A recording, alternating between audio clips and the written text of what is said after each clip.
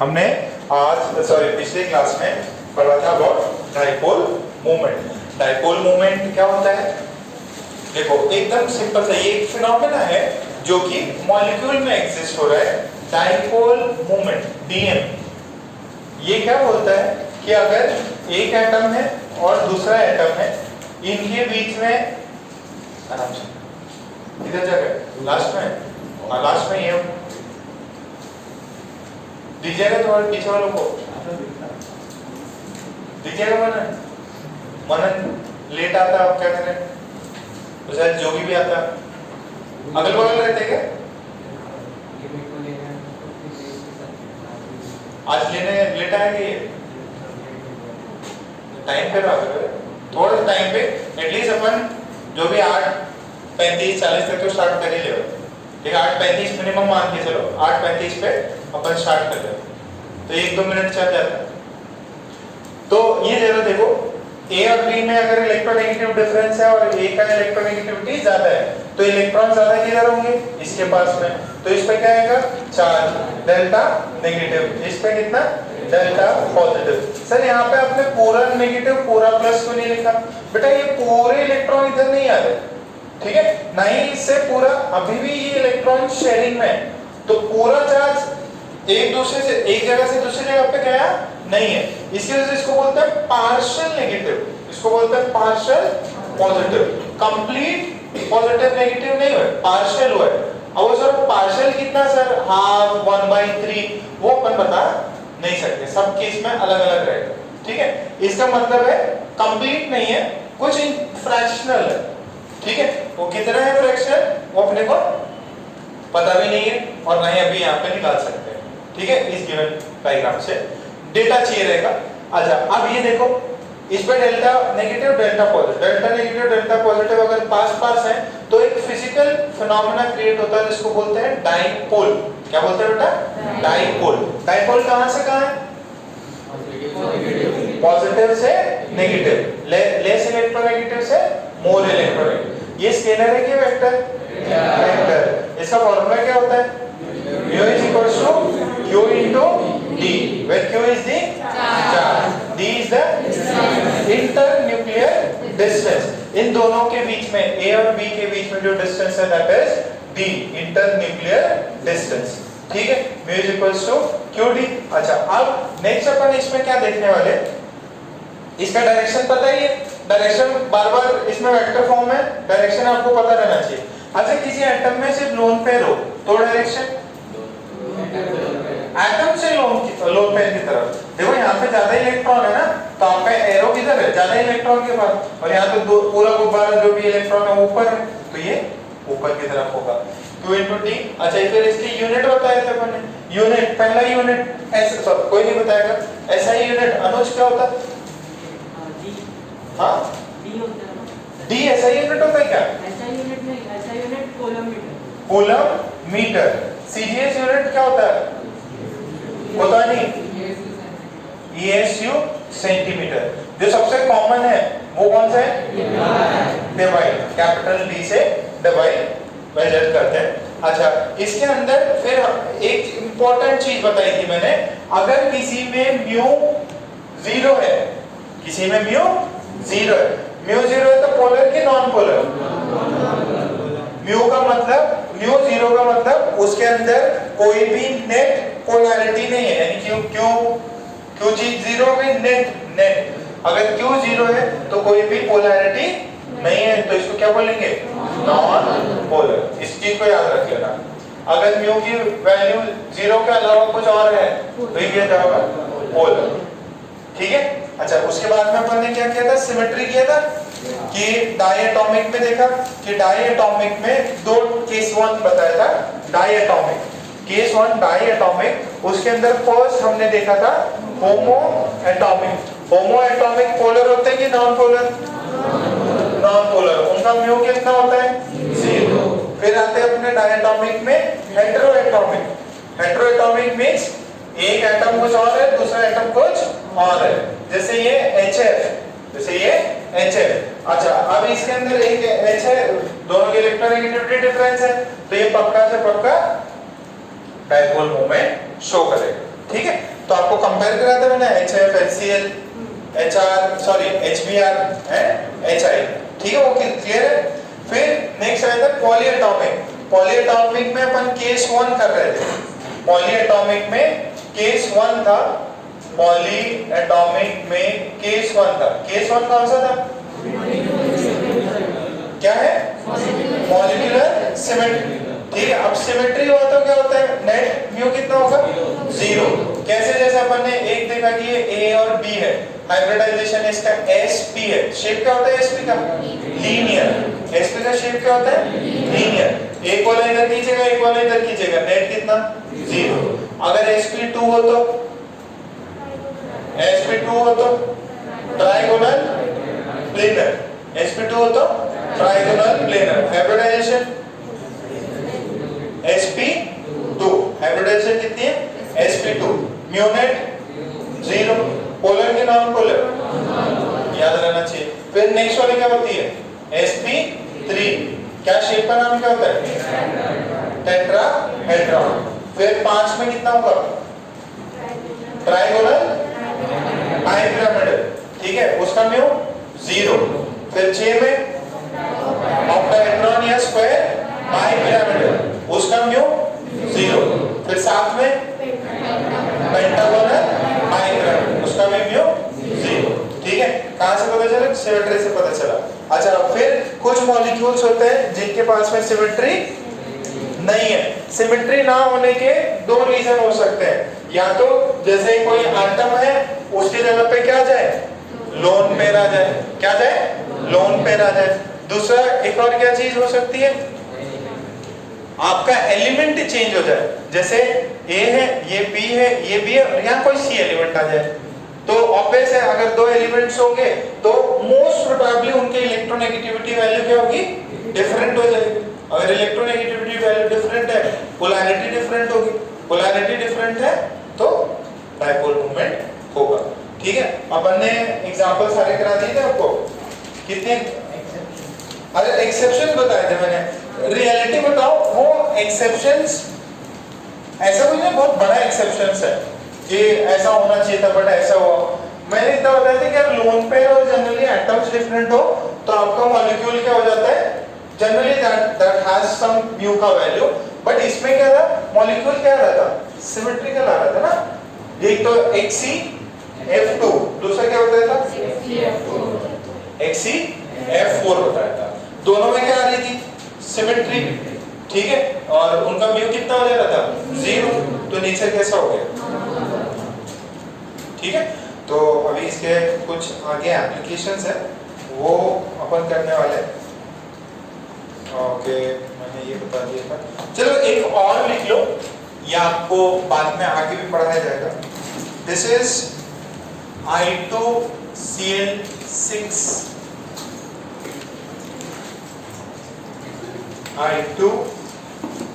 I2Cl6।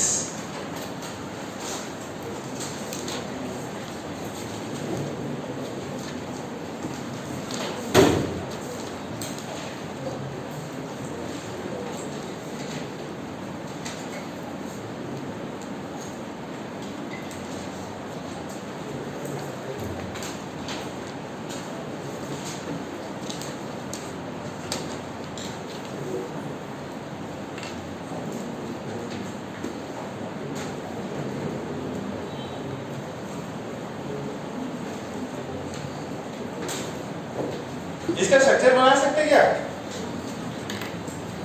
नहीं बना सकते, कॉम्प्लेक्स है थोड़ा सा।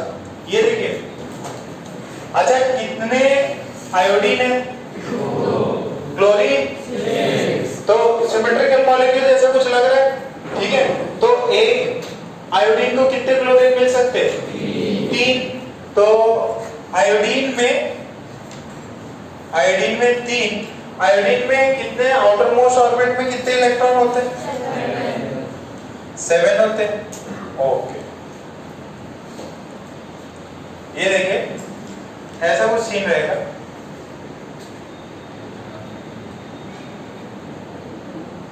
ये एक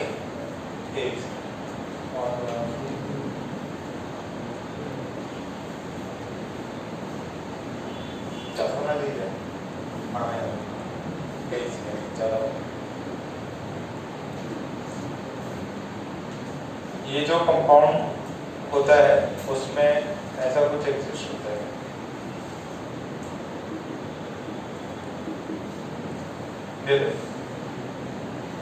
बेसिकली ऐसा कुछ होता है। ये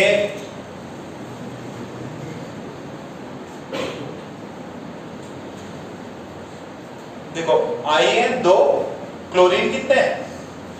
1 2 3 4 5 6, तो इसके पास 7 है, तो 1 2 3 3 और 4 7 हुए।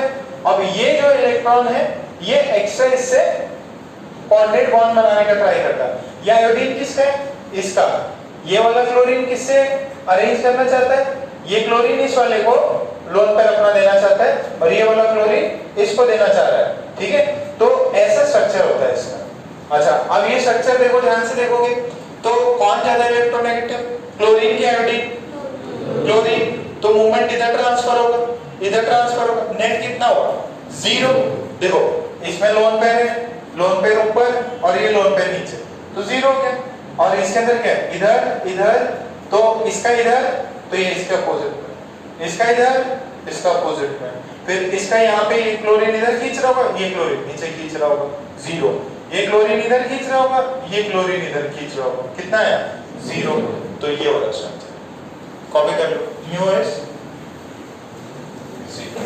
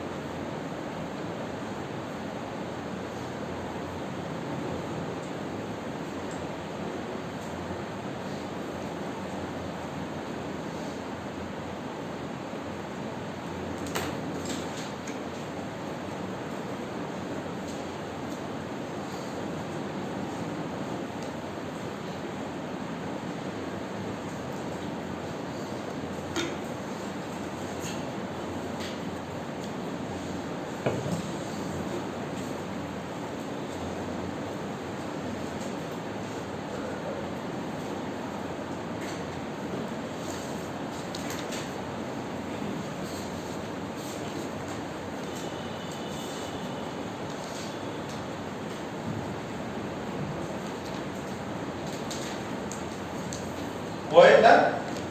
ओके, फिर एक क्वेश्चन लिखो, जे में भी आया था, रीजंस बताना था और उसमें एनसीईआरटी में भी है।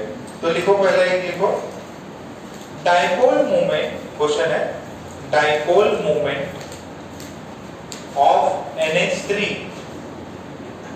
Dipole movement of NH3 is 1.47 debye, is 1.47 debye, and that of NF3, and that of NF3 is 0.42 debye, is 0.42 debye. Explain.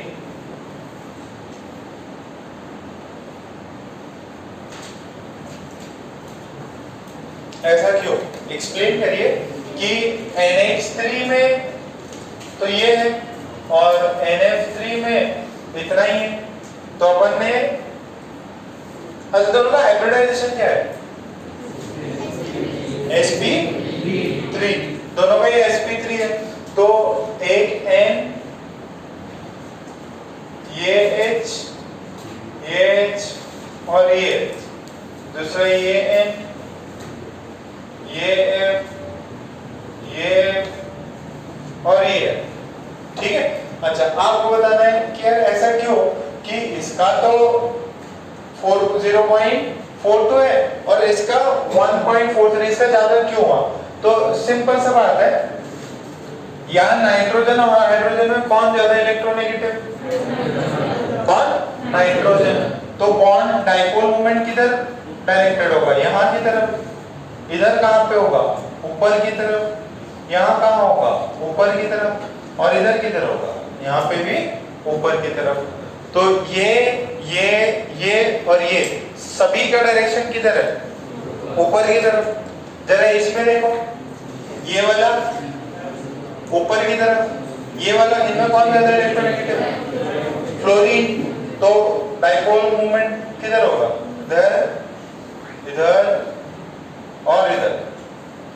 ठीक है। तो सबसे ज्यादा किधर हो? देखो इसमें एक तो ऊपर और बाकी सारे के सारे किधर है? नीचे। तो अब क्या हो रहा है? अपोजिट डायरेक्शन में जा रहे हैं ना, तो इसका कैंसिल आउट हो रहा है। इससे चीजें क्या हो रही है? Cancel out. ये तीन तो नीचे खींचना चाह रहे हैं और ये लोन पेयर ऊपर खींचना चाह रहा है। बट यहाँ पे क्या हो रहा है? भले ही देखो एकदम सिंपल सी बात है, नाइट्रोजन का कितना होता है याद है क्या? 3 वैल्यू कितनी होती है? 3 होती है क्या? अच्छा 3 और इसकी कितनी? 2.1। तो गैप कितना है? 0.9 का। इनके बीच में गैप कितना है? ये 4 और ये 3, 1 का गैप है। भले ही इसके अंदर इलेक्ट्रोनेगेटिविटी का गैप भी ज्यादा है, बट डायरेक्शंस क्या हो रही है? अपोजिट। और अपने को पता है dipole moment is a vector, और वेक्टर होता है तो वेक्टर एडिशन लगेगी, डायरेक्शन मैटर करेगा। पहले डायग्राम बना लो।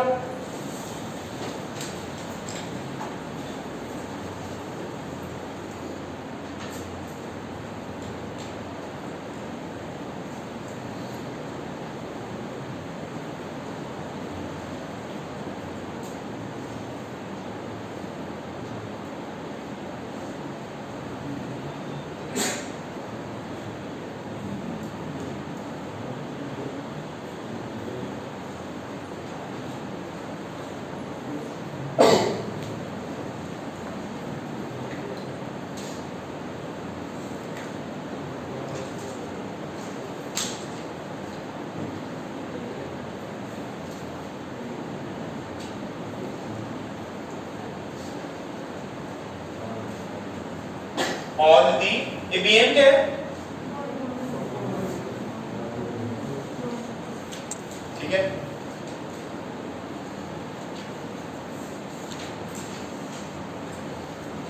ये एनसीईआरटी में भी दिया हुआ है।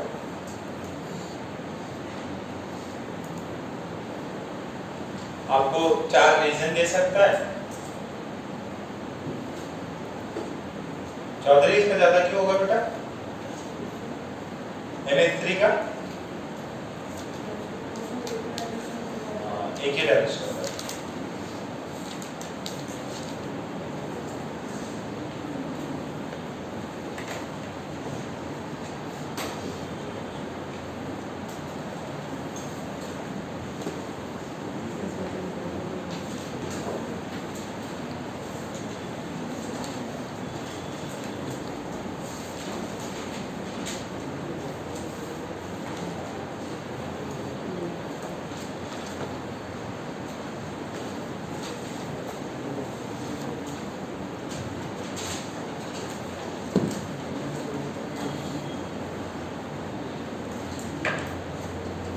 अरे क्या बात कर रहे हैं? क्या समझ रहे हो उसको? ये लिखा क्या? फिर रीजन और लिख लो। रीजन यही है। अच्छा इसको ऐसे भी बोल सकते हैं अपन कि ये नेट μ1 है और इधर का नेट जो नेट है ये भी क्या आ रहा है? μ2 आ रहा है ऊपर की तरफ। दिस इज नेट है ना, μ2 नेट। तो जो आपका टोटल हो जाएगा वो क्या हो जाएगा? इसका μ1 प्लस μ2 की तरफ हो जाएगा। ठीक है, दोनों ऊपर की तरफ। यहाँ पे अगर मान लीजिए ये ऊपर μ1 है और नेट जा रहा नीचे μ2, तो यहाँ पे म्यू नेट कितना हो जाएगा? This is μ1 minus μ2। माइनस क्यों लिया? क्योंकि अपोजिट डायरेक्शन। ये नीचे लिख लो, एक ये पॉइंट भी लिख लो।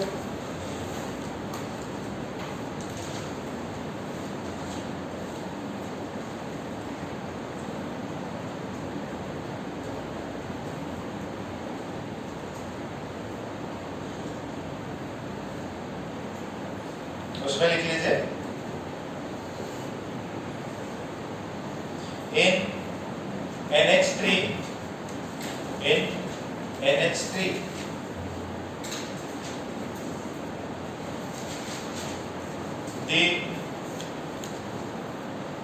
the net dipole moment is in the upward direction.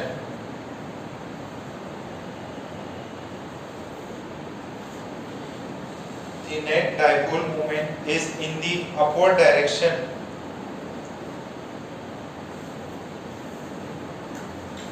because the bond moment due to lone pair, the bond moment due to lone pair, the bond moment due to lone pair, the bond moment due to lone pair and due to nitrogen hydrogen bond NH bond, due to nitrogen hydrogen bonds, nitrogen and hydrogen bonds are also pointing in the upward direction, are also pointing in the upward direction, are also pointing in the upward direction. So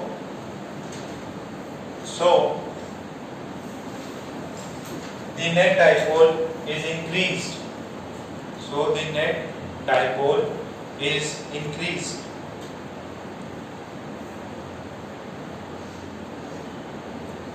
खुश हो? ठीक है, फिर नीचे लिख लो in NF3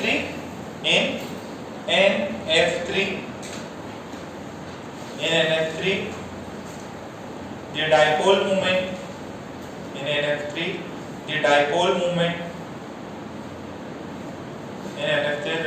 moment due to lone pair, the dipole moment due to lone pair,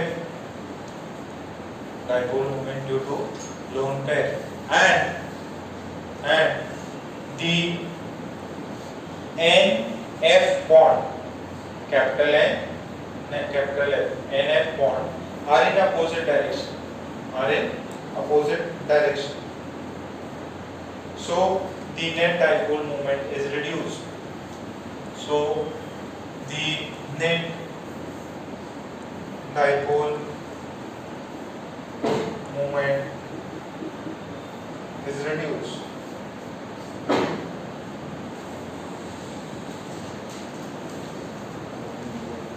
आपको ये दिया है NH3 H2O NHF, इनमें से डाइपोल मोमेंट किसका ज्यादा होगा? जरा गैस करो किसका ज्यादा होगा? देखो हाइड्रोजन है नाइट्रोजन है, हाइड्रोजन है ऑक्सीजन है और फिर एक है हाइड्रोजन है क्लोरीन, तो सबसे ज्यादा इस वाले केस में, ठीक है, ये याद रखना है आपको, ठीक है, HF का ज्यादा होता है। इसी वैल्यूज भी एक्सपेरिमेंटल वैल्यूज याद नहीं करनी, बस देख लेना, इसमें इतना होता है और इसमें इतना होता है, ठीक है। अब आपको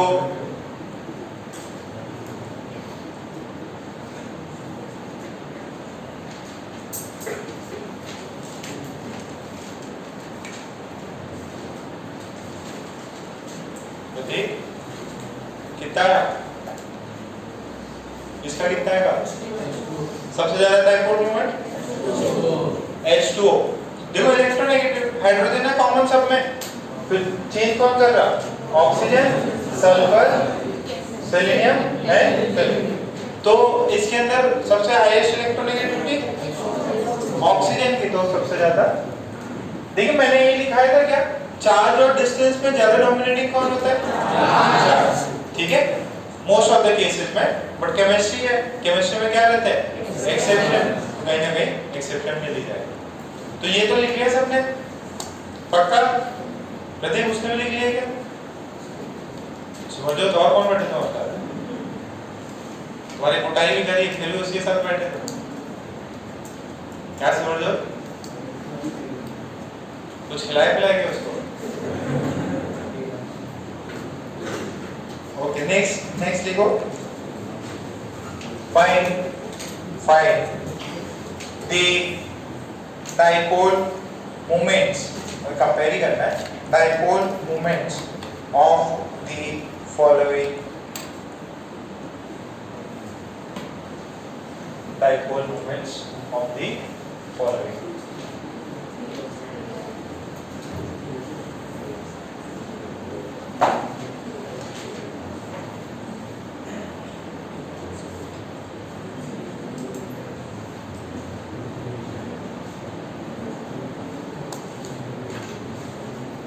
देखिए ये स्ट्रक्चर तो यही है, F है, H है और ये H, C है, Cl है, H है, H है और ये H है, C है, अच्छा Pr प्रिपेयर करते हैं, Pr है, H है, H and this is H, I, H, H and H, ठीक है? तो जाएगा इसके पास में ऊपर ही जाएगा, इसका भी इधर जाएगा, इसका भी ऊपर। अच्छा जो म्यू है किस पे डिपेंड करता है? Q इनटू D पे। सबसे ज्यादा चार्जेस किसके बीच में होंगे? H और F के बीच में। सबसे ज्यादा डिस्टेंस किसके बीच में होगा? ठीक है, C और I के बीच में। तो वही पिछले वाले जैसे कॉन्ट्राडिक्टरी हो रहा था, बट अपन ज्यादा प्रेफरेंस किसको देते हैं? चार्ज को, ठीक है? बट इसके अंदर कुछ गड़बड़ हो गया, ठीक है? तो जो एक्सेप्शन क्या है, डाइपोल मोमेंट इनमें सबसे ज्यादा होता है CH3Cl का, ठीक है? एक्सेप्शन है, याद रखना है, ठीक है? कैसे एक्सेप्शन क्या किया? एक्सपेरिमेंटली पता किया, एक्सपेरिमेंटली ये चीज आ रही। अच्छा O2 एक्सपेरिमेंटली कैसे होता है? पैरामैग्नेटिक कि डायमैग्नेटिक? पैरामैग्नेटिक। लिख लो।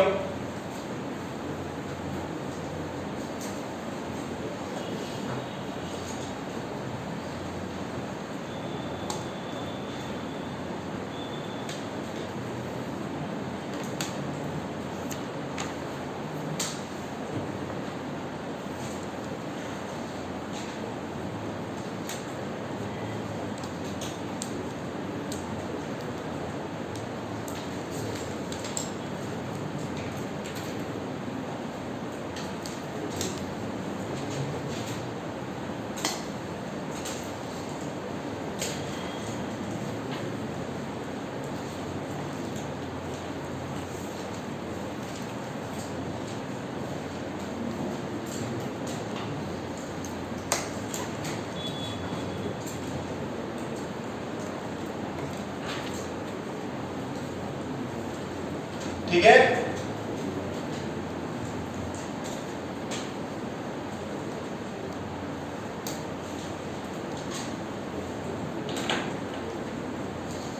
जो नहीं समझ में आ रहा क्या? हाँ, एक्सेप्शन कैसे है? देखो अब ये तो एक्सेप्शन है, जैसे हर एक का कुछ इसमें रीजन होता है। इसमें क्या है, इसमें चार्ज आता है, ठीक है? इसकी इलेक्ट्रोनेगेटिविटी कितनी होती है फ्लोरीन की? क्लोरीन की कितना? 3.3 की 3.5 3 होता, ठीक है? अच्छा अब इसके अंदर दोनों में डिस्टेंस किसका जाता है? क्लोरीन का। तो ये जो डिस्टेंस है Q और ये D, तो भले ही इसका चार्ज कम है बट डिस्टेंस ज्यादा हो जाती है। प्रोडक्ट जो है इसके केस में थोड़ा बड़ा आ जाता है, ठीक है? एक्सपेरिमेंटली पता है कैसे किया ये? एक्सपेरिमेंटली। अब मेरे को कैसे पता चलेगा कि इसके बीच में कितना डिस्टेंस है? सारा डेटा थोड़ी याद कर सकता मैं, एक्सपेरिमेंटली पता चला। तो इधर नीचे लिख लो, एक पॉइंट लिख लो, पॉइंट लिख लीजिए। For CH3F, for CH3F, Q is more, for CH3F, Q Q is more but L is low, sorry, but but D is less, sorry, low नहीं, less is less. फिर नेक्स्ट लिखो in CH3Cl, in CH3Cl, in CH3Cl Q is less but D is more. फिर next line लिखो net product of Q into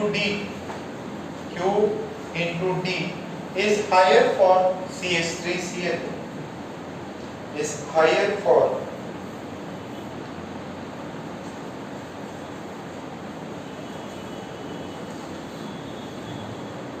CH3Cl. इस वजह से इसका dipole moment ज्यादा है। एक्सपेरिमेंटली पता किया, इसको एक्सेप्शन में जैसे मार्क कर लेना लाल कलर में, कभी कुछ आ गया तो ठीक है।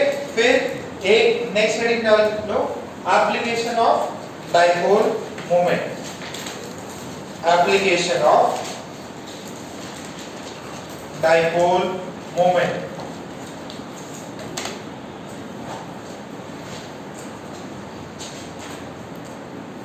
Application of dipole moment.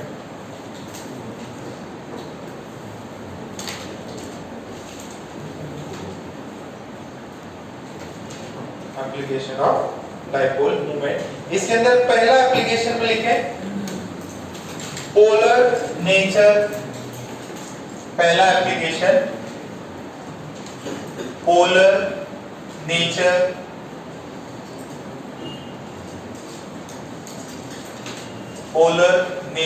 of molecule, पहला application polar nature of molecule. इसमें तो मैंने करा ही रखा है आपको, ठीक है। फिर उसमें लिख लो if mu is 0 then molecule is non-polar. Simple सा एप्लीकेशन है। If mu is not 0, then molecule is polar.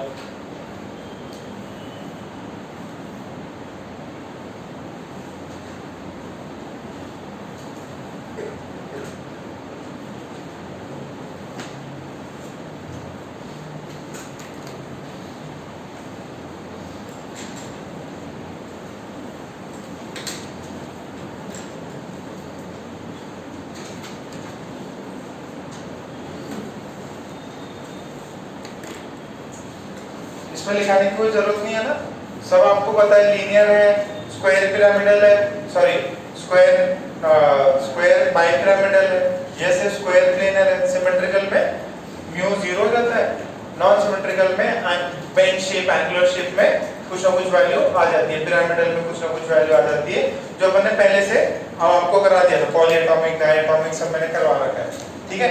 Second application है to determine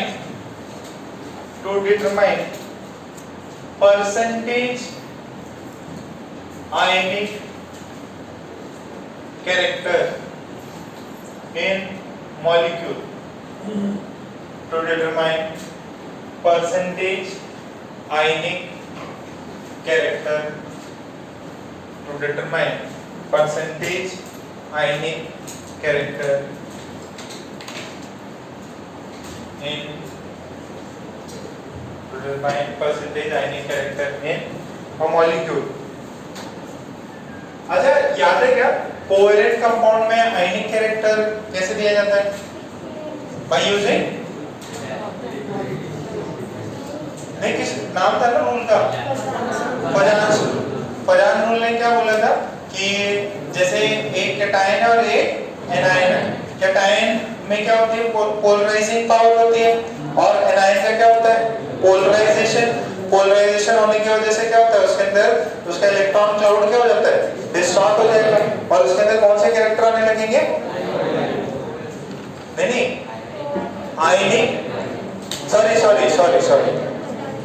आयनिक कंपाउंड में कोवेलेंट कैरेक्टर आने लगेंगे। ये अपन ने किसके थ्रू निकाला था, पजांस रूल। अच्छा, परसेंटेज आयनिक कैरेक्टर का एक पहले भी एक फॉर्मूला लिखा था इलेक्ट्रोनेगेटिविटी में, ठीक है क्या, उसके अंदर चाहे बी यूज किया था, ठीक है। तो वो अपन ने पढ़ा था, नो कंपाउंड इज 100% आयनिक या 100% कोवेलेंट। आयनिक कंपाउंड में कोवेलेंट कैरेक्टर रहेंगे, कोवेलेंट में आयनिक। तो मेन फैक्टर कौन है, इलेक्ट्रोनेगेटिविटी, ठीक है। तो इलेक्ट्रोनेगेटिविटी की वजह से अपन परसेंटेज आयनिक कैरेक्टर निकाल सकते हैं। Percentage ionic character is experimental value mu experimental, जो एक्सपेरिमेंट से निकली जो रियल है, अपॉन म्यू थ्योरेटिकल इनटू 100, ये आपका percentage ionic character.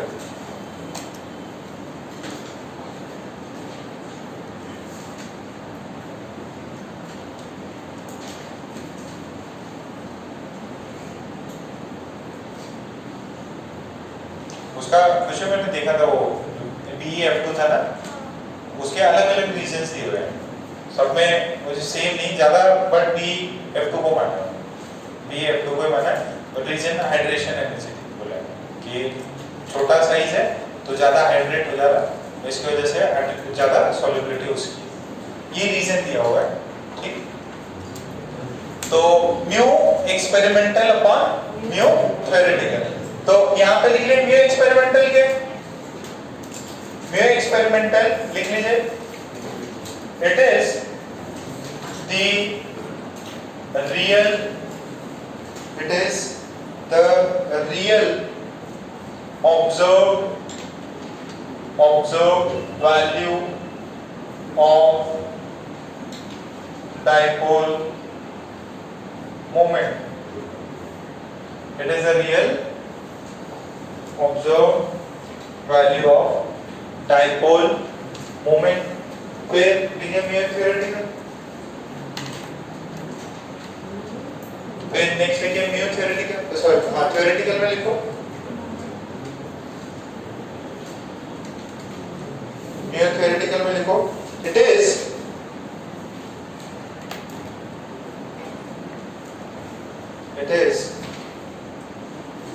the value, it is the value that we calculate by assuming, it is the value that we calculate assuming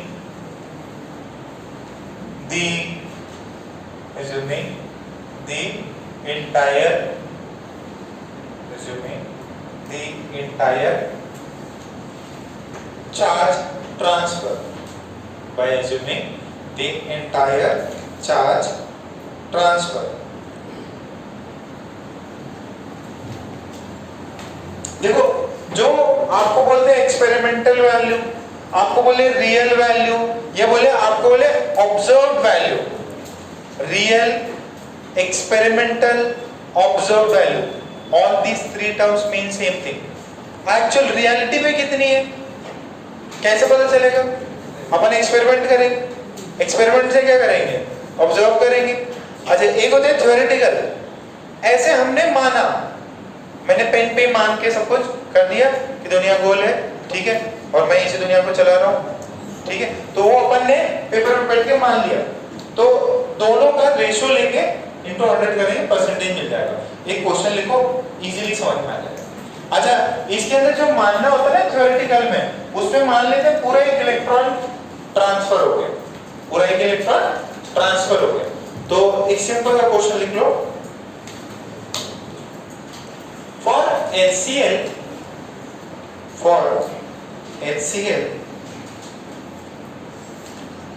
molecule, for HCl molecule, the observed value of dipole moment, the observed value of dipole moment is 1.03 dBi, is 1.03 dBi, and bond length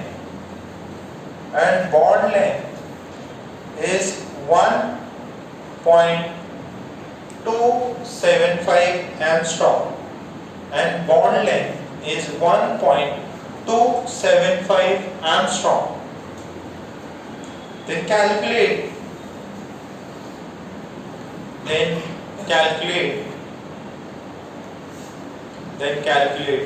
the percentage ionic character. Then calculate the percentage ionic character.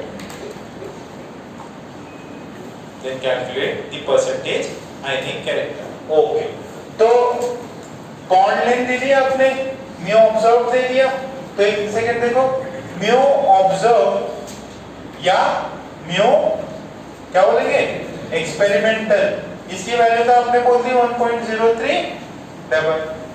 अच्छा, कौन सा molecule है, HCl, इसमें क्या होता है delta plus, इसमें क्या होता है डेल्टा नेगेटिव। अच्छा, कोई कंपाउंड 100% आयनिक कब होगा, ये तो रियल है, अगर कोई 100% आयनिक कब होगा, जब एक H प्लस और एक Cl, इसने इलेक्ट्रॉन दिया, इसने इलेक्ट्रॉन ले लिया, इनके बीच में डिस्टेंस कितना है, जो भी बॉन्ड लेंथ है वो डिस्टेंस होगा, कुछ d डिस्टेंस होगा, ऐसा करो, ये d डिस्टेंस होगा, ये d डिस्टेंस होगा जो बॉन्ड लेंथ के बराबर है। चार्ज कितने ट्रांसफर हुआ, plus En minus E transfer हो, तो इसका जो म्यू थ्योरेटिकल अपन निकाल सकते हैं वो कितना होगा, क्या Q into D मान लो, Q चार्ज कितना है, Q into D में Q चार्ज की वैल्यू कितनी है,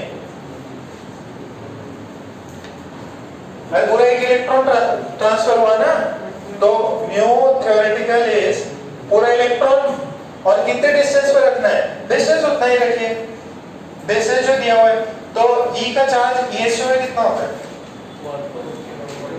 E की वैल्यू ESU में 4.8 into 10 to the power 4.8 into 10 to the power minus 10, distance कितना है 1.275 angstrom, 10 to the power minus, ये भी 10 था क्या, तो ये वैल्यू है, दिस इज म्यू थ्योरेटिकल, तो परसेंटेज आयनिक कैरेक्टर कितना हो जाएगा, this is mu observe upon mu theoretical into 100, observe कितना है 1.03 dBi, dBi की वैल्यू 1 dBi कितना है, ये सेंटीमीटर होता है, दिस इज मीटर है ना,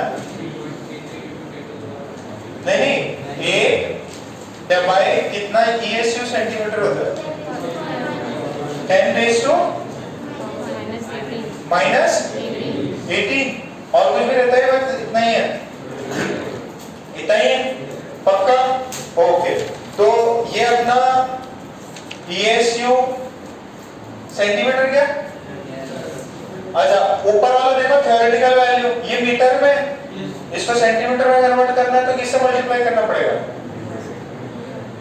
अरे 4.8 into 10 to the power minus 10 है, और इसको कितना करोगे 100 से मल्टीप्लाई कर दो मीटर्स को, सेंटीमीटर में कन्वर्ट होगा तो -8 सेंटीमीटर, तो ये वैल्यू कितनी आई, this is 4.8 into 10 to the power minus 10 into 1.275 into 10 to the power minus 8, देखो -10 -8 ऊपर कितना है, कट गया सब, तो बचा कितना है, कैलकुलेटर से कैलकुलेट मार लो,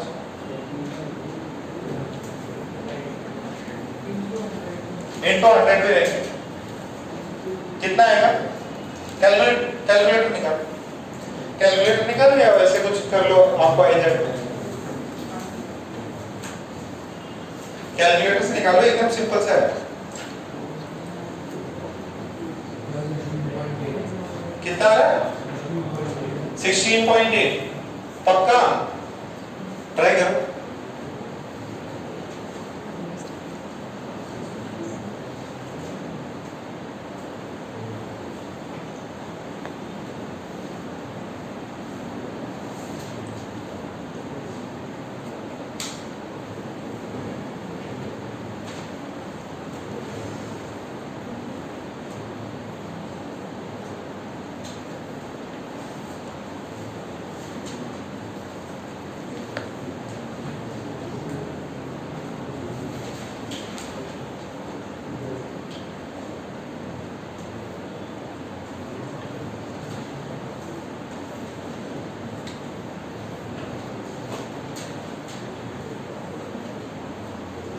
वन 1.03 divided by 4.8।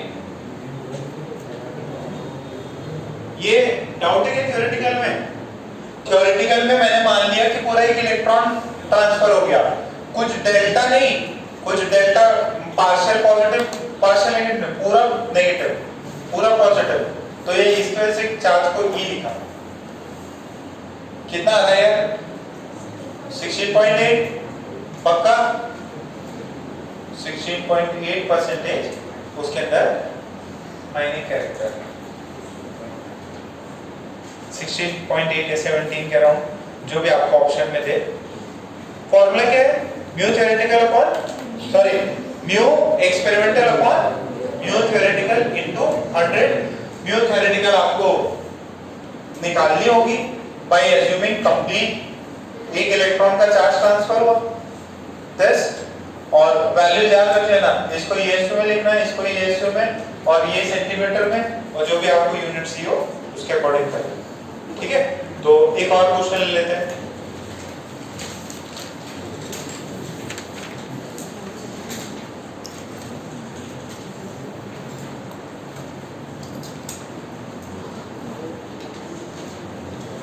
उसमें लिखे हैं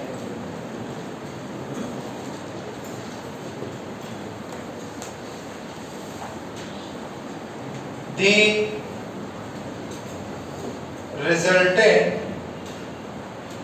resultant dipole moment, the resultant dipole moment of water, the resultant dipole moment of water is 1.85 dBi. The resultant dipole moment of water is 1.85 dBi. Full stop. Ignoring the effect of lone pair. Ignoring the effect of lone pair.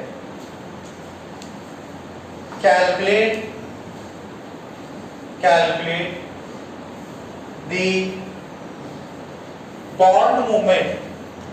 Calculate the bond moment of hydrogen, oxygen. Calculate the bond moment of hydrogen, oxygen. Hydrogen मतलब HO, ये HO का bond movement बताना है। ठीक है, HO का bond movement बताना है। If the bond angle between HOH, between capital H, capital O, capital H is 104 degree, 104 degree. ठीक है, ब्रैकेट में लिख लो cos 104 degree is -1/4।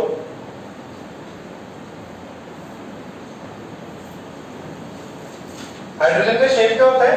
Sorry, water का शेप लीनियर होता है क्या? एंगुलर। हाइब्रिडाइजेशन sp2 2 होती है क्या? 3 कितनी होती है?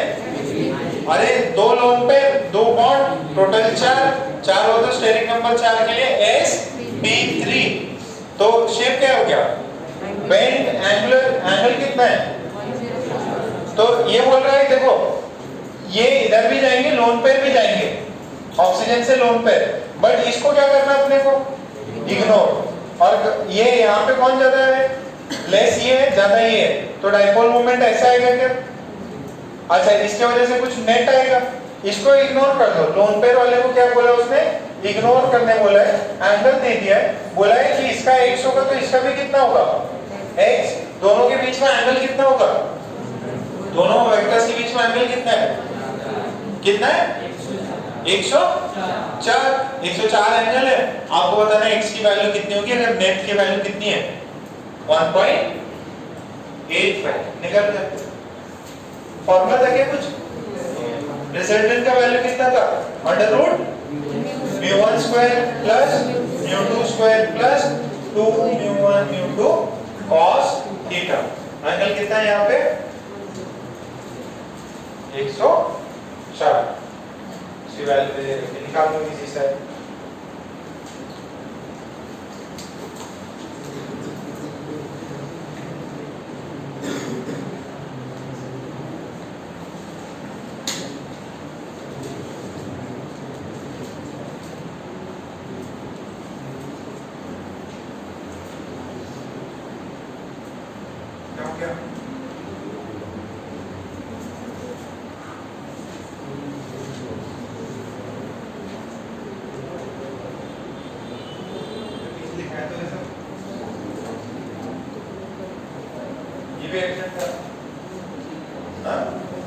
तबियत खराब थी, उसकी तबियत खराब हो कितनी बढ़िया तबियत है कितनी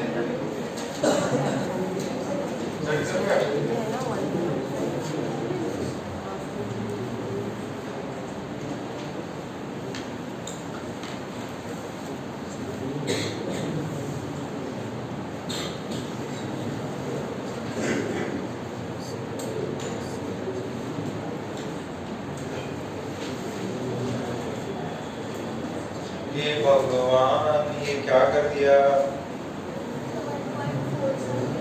बहुत गलत कर दिया इतना। अरे कॉमन चीज को बाहर निकाल दो बेटा, बहुत ज्यादा है। बेसिक मैथ्स में गलती करी आपने। आराम से घबराओ नहीं, आराम से करो। 1.06 देख लेते हैं एक बार। इधर देखो वैल्यूज मैंने दी थी आपको। यहाँ पे ऑक्सीजन, ये हाइड्रोजन और ये हाइड्रोजन, ये वाला इधर जा रहा है, ये वाला भी इधर जा रहा है, तो ये 104 डिग्री। तो मेरे को पता है कि जो म्यू नेट होता है वो क्या होता है? अंडर रूट mu1 का स्क्वायर प्लस mu2 का square plus 2 mu1 mu2 cos theta. Okay sir, तो देखिए इसको मान लीजिए x, इसकी वैल्यू पता है मेरे को कितनी है? अच्छा, इसको x मान ले, इसको भी x मान ले क्या? क्यों सर? अरे दोनों सेम ही है ना, ऑक्सीजन हाइड्रोजन है, तो दोनों की वैल्यू सेम होगी।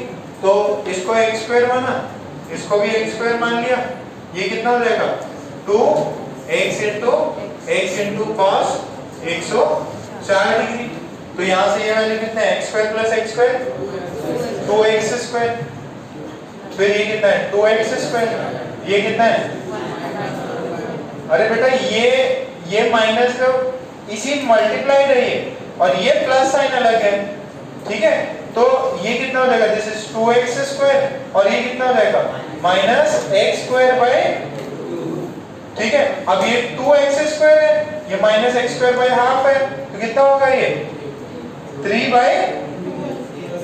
3/2 ना? अरे 2 माइनस हाफ कितना होता है? मल्टीप्लाई कर लो, 3/2। दिस इज 3/2, कॉमन है x स्क्वायर, तो आंसर कितना आया?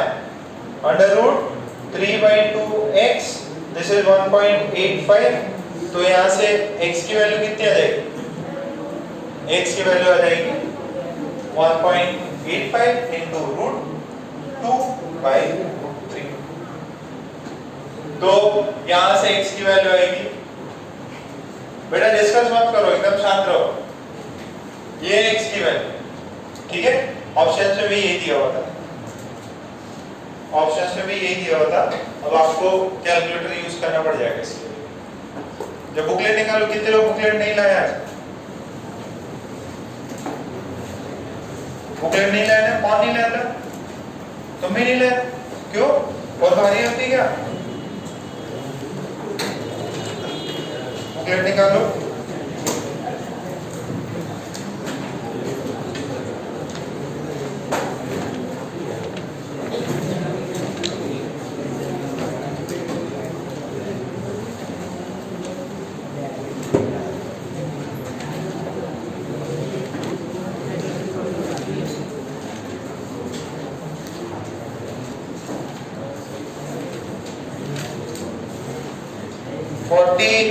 क्वेश्चन नंबर देखो, page number 4.39, page number 4.39, question number 47।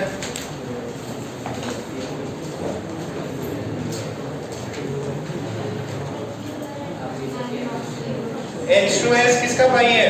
H2O का क्या शेप होती है उसकी? एंगुलर बोलो या बेंट बोलो, तो कौन से ऑप्शंस नहीं हो सकते? CD तो बिल्कुल नहीं हो सकते, A और B हो सकते हैं, एंगुलर शेप है। फिर इसका म्यू होता है कि नहीं होता? होता है, तो जीरो की non zero? Non zero. Okay, अच्छा जरा 48 देखो।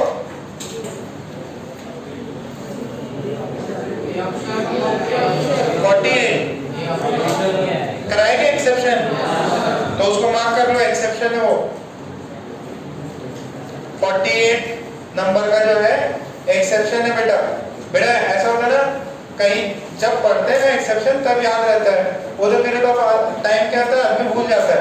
अब तो आप केमिकल बॉन्डिंग पढ़ रहे हैं, फिर आपने अगर मान लो 10 चैप्टर और पढ़ लिए और फिर ये क्वेश्चन आया, आपको भी लगेगा कि यार CH3F ही होता है, बट वो एक्सेप्शन की वजह से। प्लीज एक्सेप्शन याद रखना, कई सारी जगह पे एक्सेप्शन की वजह से आदमी मार्क आ जाता है इनऑर्गेनिक में। ओके, फिर जरा 43 के नंबर के सवाल देखो, आराम से बाकी लोग भले तुम भी करो, बाकी सवाल करते रहो मुझे।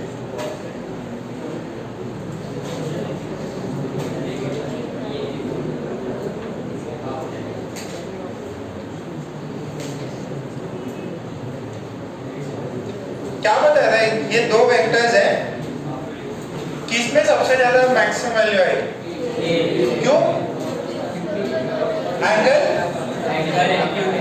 एंगल एक्यूट है, और मैंने बताया था एंगल से इनवर्सली प्रोपोर्शनल होता है अगर दोनों का मैग्नीट्यूड क्या हो? सेम हो। ठीक है, तो वो एक्यूट है तो नेट रिजल्टेंट आएगा। सबसे कम किस में होगा? कौन से? बॉम्बे की दिल्ली? दिल्ली वाले में। क्यों? दोनों अपोजिट है। एंगल मैक्सिमम है 0। कराया था एक ऐसा सवाल, 60 डिग्री, 90 डिग्री, 120 और 180। 44 देखो, which has permanent dipole moment, किसका डाइपोल मोमेंट होगा?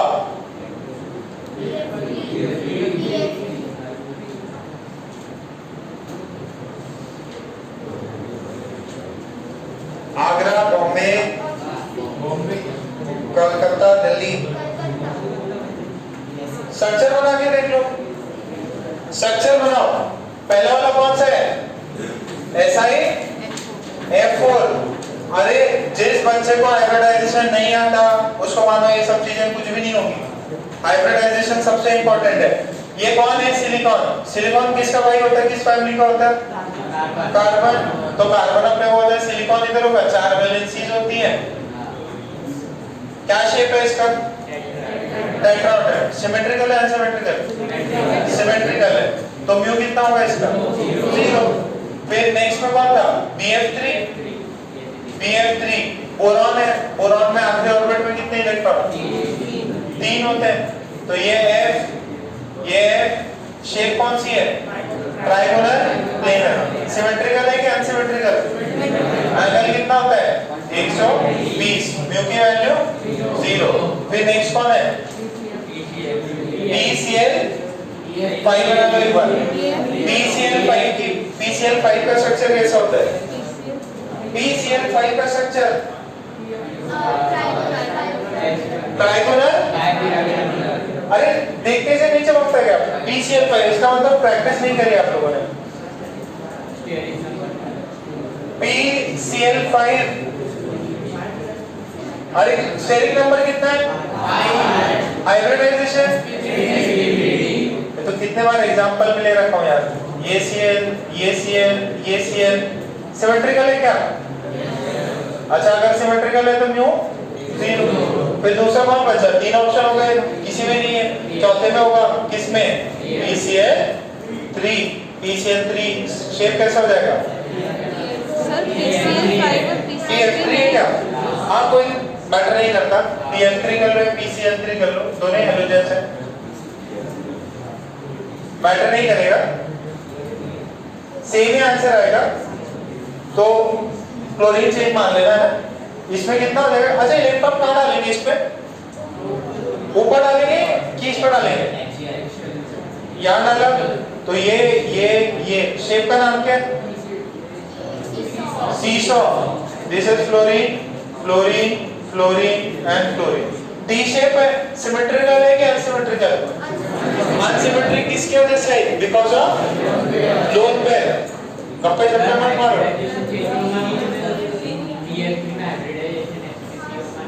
क्या होगा? PF3 अच्छा मैंने 4 लगा दिया क्या? सॉरी माय फॉल्ट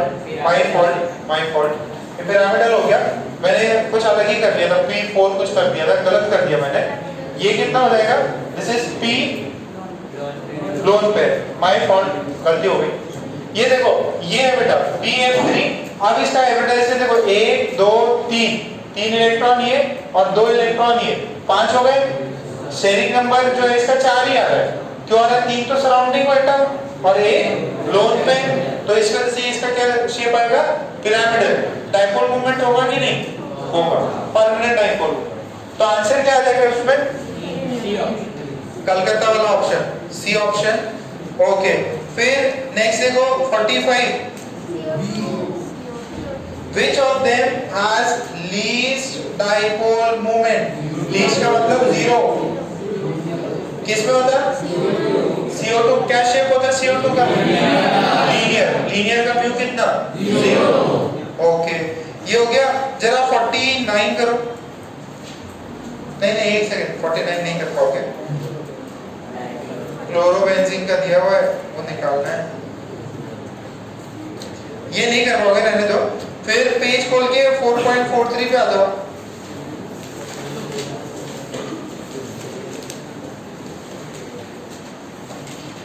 इसके अंदर 28 नंबर का सवाल देखो। Which of the following is polar? Diagram बना के देखो, डायग्राम बना के सॉल्व करके देखो।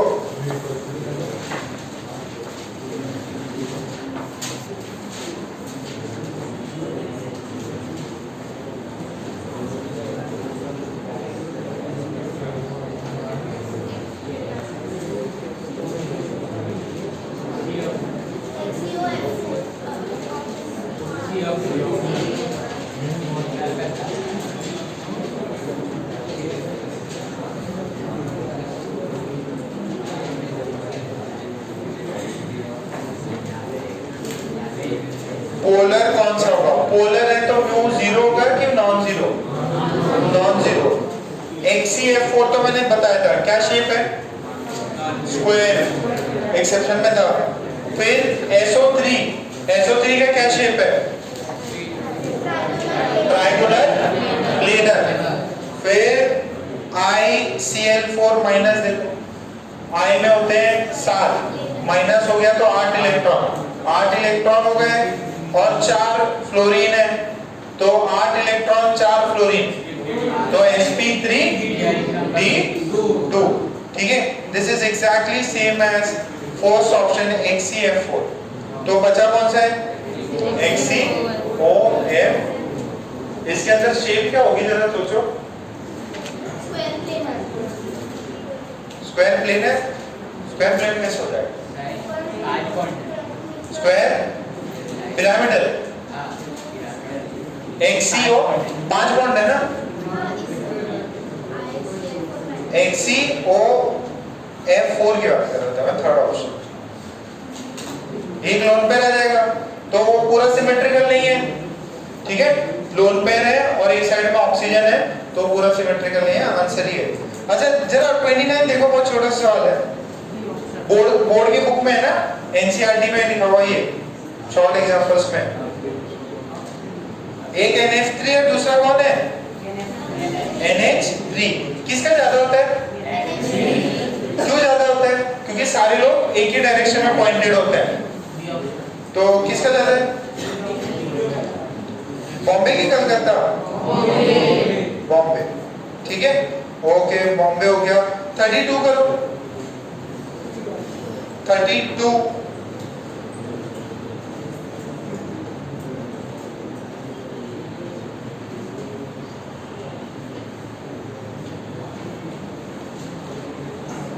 आराम से सॉल्व कर लो, फिर मेरे को आंसर बताना।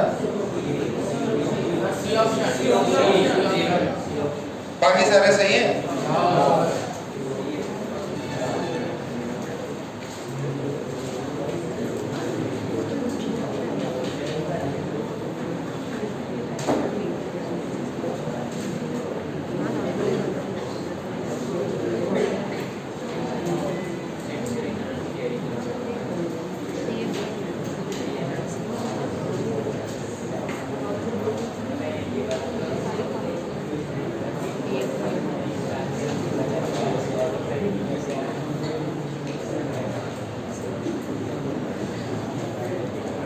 किया क्या? ओके, तो बुक में एक क्वेश्चन और लिख लें।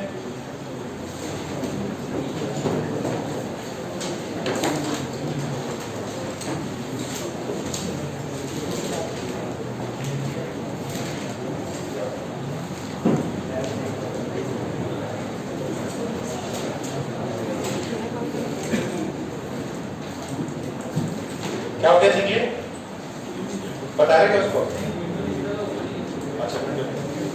ओके, तो क्वेश्चन लिखिए, calculate the percentage ionic character, calculate the percentage ionic character of a bond having bond length of a bond having bond length of 0.83 angstrom, having bond length 0.83 angstrom and observed value of dipole moment as 1.82 divided percentage 1.82 divide, यहाँ दिया हुआ है percentage आयनिक character निकालो, एक problem करा रखा है मैंने।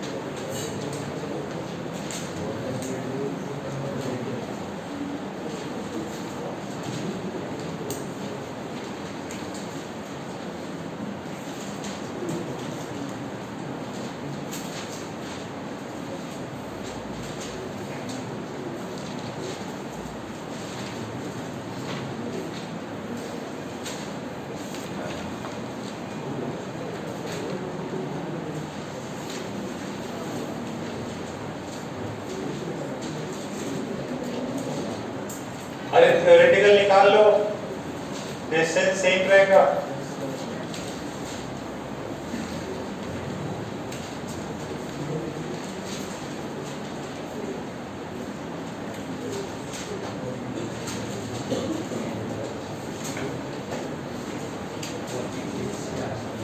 फोर्टी सिक्स क्या राउंड आ रहा है क्या? सॉल्व करो, बाकी जनता भी सॉल्व कर ले। कैलकुलेटर का यूज कर सकते हैं।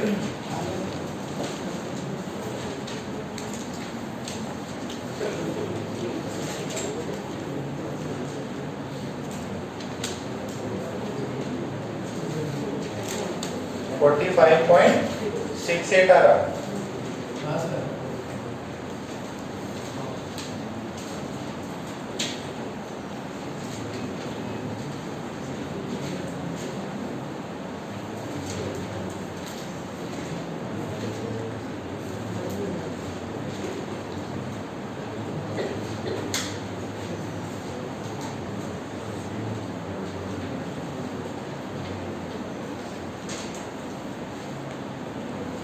फॉर्मूला क्या होता है चिकली?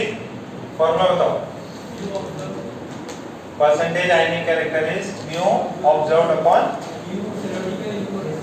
इनटू 100। ऑब्जर्व कितना है बेटा? 1.82 डिवाइड को रेशियो में कितना लिखते हैं? फिर रेशियो पावर माइनस 80 रेशियो 70। नीचे मुझे म्यू थ्योरेटिकल निकालना है। म्यू थ्योरेटिकली क्यू पूरा ये रखूंगा और ये डिस्टेंस डी लिख लूंगा, तो E इंटू 0.83 एंगस्ट्रॉम। E की वैल्यू कितनी होती है रेशियो में? 4.8 इंटू 10 और ये कितना है? 0.83 into 10 to the power minus 8। ये रेशियो है और ये सेंटीमीटर है, तो ये तो कट ही जाएगा। क्या आंसर आ रहा है? 1.82 अपॉन 4.8 इंटू 0.83 आंसर है 40.6। क्या इजी है क्या? अच्छा, कभी किसी ने परसेंटेज आयनिक कैरेक्टर दे दिया तो आपसे म्यू ऑब्जर्व भी निकालवा सकता है क्या? परसेंटेज आयनिक कैरेक्टर दे देगा, थ्योरेटिकल से मल्टीप्लाई करना, म्यू ऑब्जर्व करना। कितना वो समझ में आया? पक्का? ओके, जरा इंडेक्स एक्सरसाइज 7 खोलो, पेज नंबर 4.20। जो मैं क्वेश्चन बोलूं वही करना है।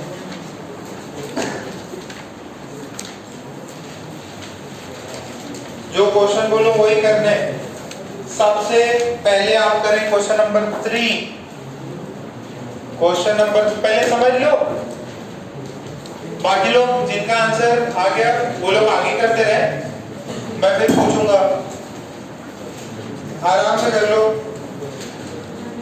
क्वेश्चन नंबर 3 पूरा ही कर सकते हो, एक्सेप्ट 8 वाले सवाल के सब कर सकते हैं।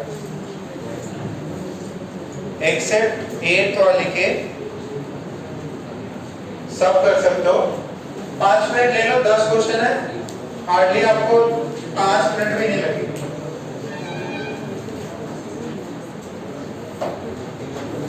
मनस्वी समझ में आ रहा है?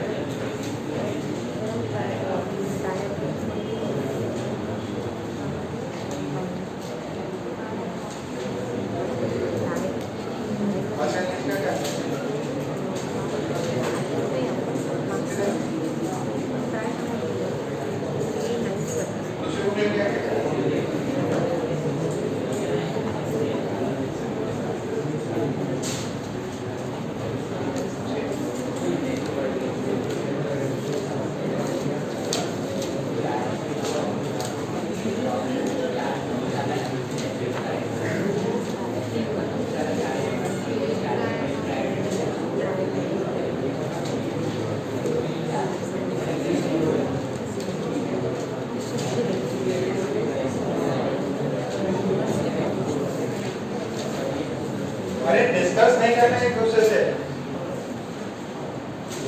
चुपचाप अपना अपना आंसर निकालते जाओ। मैं फिर डिस्कस कर लूंगा एक एक करके। काशबुक किधर है? बुकलेट हमेशा कैरी करनी है विद क्वेश्चन बैंक।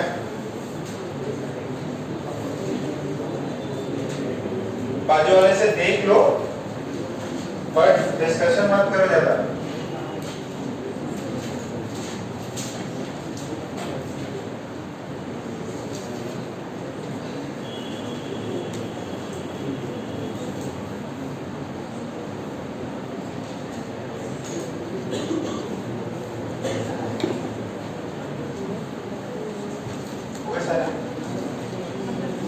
ये गेट वाला गेट वाला आशीष से बना के दो।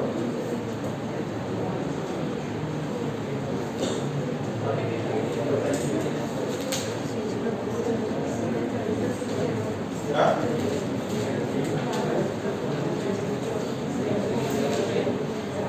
ज़्यादा होता बट क्यों ज़्यादा इम्पोर्टेंट मोर डोमिनेटिंग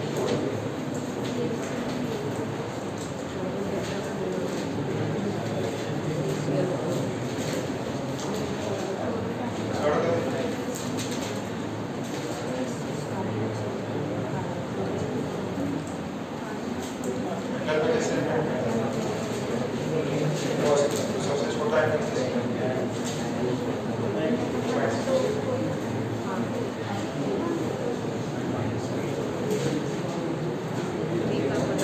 कार्बन टेट्राक्लोराइड का मतलब CCl4 tetra means 4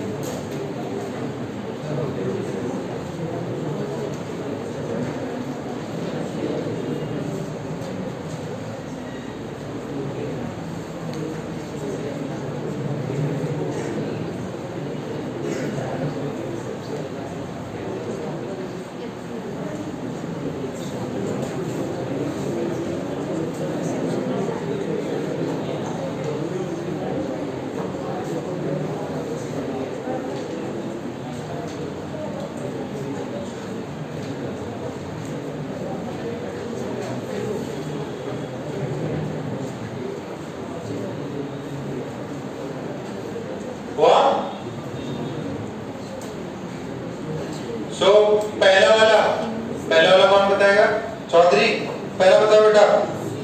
Which molecule has zero dipole moment? किसका zero dipole moment है? CO2। कैसा शेप होता है CO2 का? Linear। Very good. सेकेंड मुझे बताएगा कौन? मनीष। सेकेंड बताओ बेटा। C option C. बाकी मीथेन क्यों नहीं होगा? टेट्राहेड्रल शेप होता है सिमेट्रिकल, इसकी वजह से नहीं होगा। सिमेट्रिकल कौन से हैं? मीथेन है, CCl4 है, सॉरी CCl4 और कार्बन डाइऑक्साइड। बचा बीच वाला। थर्ड का ऑप्शन यस। थर्ड में आंसर 90 इनवर्सली प्रोपोर्शनल होता है, सबसे कम वाले एंगल का सबसे कम है, सॉरी सबसे ज्यादा। Okay. Carbon tetrachloride has no net dipole moment because of regular tetrahedral structure। फिर has zero dipole moment, इनमें किसके पास होता? CH4। ठीक है, CH4। 6 नंबर HF कौन डोमिनेटिंग होता है? चार्ज। ठीक। फिर नेक्स्ट 7 नॉन जीरो H2 कैसा डायटोमिक है? होमोएटॉमिक है कि हेटेरो? होमो में म्यू जीरो होता है। 8 रहने दो। 9 इजी है क्या? मल्टीप्लाई करना है। 4.8 into 10 to the power minus 10 और एक एंगस्ट्रॉम कितना होता है? 10 to the power minus 8 centimetre. एकदम चिंतित सवाल था। फिर नेक्स्ट कौन है? सॉरी 10th ना, 10th हुआ क्या? अरे अभी तो कराया था 17% आ रहा ना, मल्टीप्लाई कर लेना आंसर आ जाएगा। ठीक है, एक्सपेक्टेड वैल्यू दे रखी है, कितनी होनी चाहिए? 6.12, बट रियल एक्सपेरिमेंटल वैल्यू कितनी है? 1.0, तो 1/6 ले लो। 1/6 कितना हुआ? 17 कह रहा हूँ। अच्छा यही सवाल सेम अभी तो कराया था HCl का, तो HCl में कितना परसेंटेज आयनिक होता है? 17%। ठीक है, हार्ड लगा क्या? इजी है, बहुत सिंपल है। इसका एक आखिरी एप्लीकेशन है जो क्लोरो है ना, थोड़ा ऑर्गेनिक से रिलेटेड है, फिर ये सेक्शन कंप्लीट। अब अपना मतलब मान लो 85% तक केमिकल बॉन्डिंग कंप्लीट हो गया है, थोड़ा सा और बचेगा। सिंपल सी चीज है, थ्योरेटिकल चीज है। तो नेक्स्ट थर्ड एप्लीकेशन लिखो, टू लोकेट या टू डिस्टिंग्विश लिख लो, to distinguish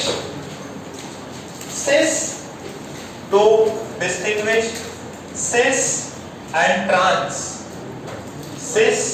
and trans form of, to distinguish cis and trans form, to distinguish cis and trans form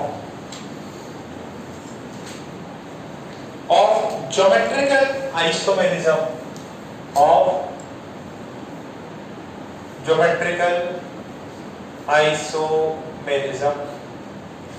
to distinguish cis and trans form of geometrical isomerism।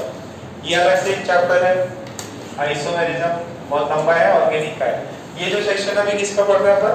Organic का है ना, simple सी चीज है, organic में वापस आएगा। तो एकदम सिंपल सी चीज दी है कि पहले तो ये समझना जरूरी है कि सिस और ट्रांस होते क्या हैं। देखो कार्बन के बहुत सारे बॉन्ड्स हैं, तो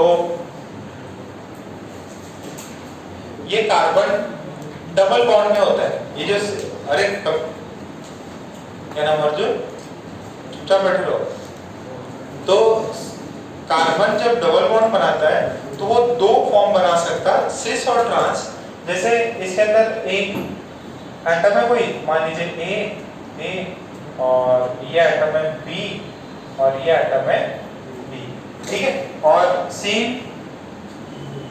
ये ऐसा हो सकता है ए, यहाँ अदला बदली हो जाए, यहाँ पे अदला बदली हो जाए, ठीक। अच्छा इसका शेप का नाम क्या है? इसका हाइब्रिडाइजेशन कितनी होगी? देखो 1 2 3, इसका हाइब्रिडाइजेशन है sp2। शेप क्या होगी? ट्राइगोनल प्लेन है। एंगल कितना होना चाहिए? 120। तो sp2 ये भी है, sp2 ये भी है। देखो इस कार्बन पे कौन जुड़ा हुआ है? एक तो डबल बॉन्ड है और दूसरा कौन है? A और B। इस पे भी कौन है? A और B। दिस इज कार्बन 1, ये कार्बन 2, कार्बन 1 और कार्बन 2। ये दो फॉर्म में एग्जिस्ट कर सकता है। एक जब A और 1 और 2 कार्बन के A आजू बाजू, 1 और 2 कार्बन के B आजू बाजू, जब आजू बाजू होते हैं तब बोलते हैं सिस। क्या बोलते हैं? सिस, ठीक है, सेम, ठीक। अच्छा जब अब देखो मैंने क्या किया, इस A को एक सेकंड, ये A और B को एज इट इज रखा, 1 वाले का चेंज कर दिया, ऊपर ये था, अब इसके नीचे ये लगा दिया और B को ऊपर भेज दिया। तो अब ये देखो इसका B और इसका B पास पास है कि दूर दूर? दूर दूर। इसका A और ये A दोनों अपोजिट डायरेक्शन में आ गए, ठीक है, अपोजिट साइड आ गए। अपोजिट साइड आ गए तो इसको बोलते हैं ट्रांस। क्या बोलते हैं? ट्रांस। मॉलिक्यूल एक ही है बट ये मॉलिक्यूल दो फॉर्म में एग्जिस्ट कर सकते हैं, सिस फॉर्म और ट्रांस फॉर्म। किसमें? सिस फॉर्म में, ट्रांस फॉर्म। तो हमें क्या डिस्टिंग्विश करना है डाइपोल मोमेंट की हेल्प से, क्यों सिस है कि ट्रांस। तो पहले ये सिस ट्रांस लिख लो।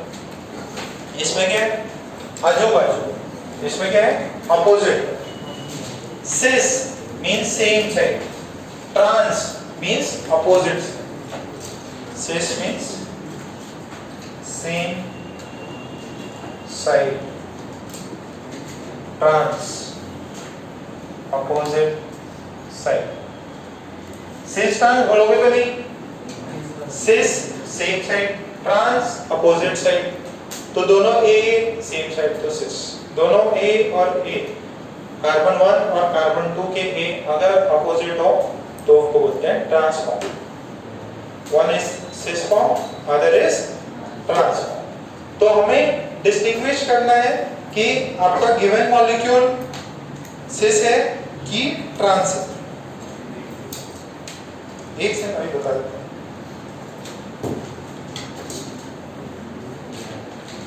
मिटा दो।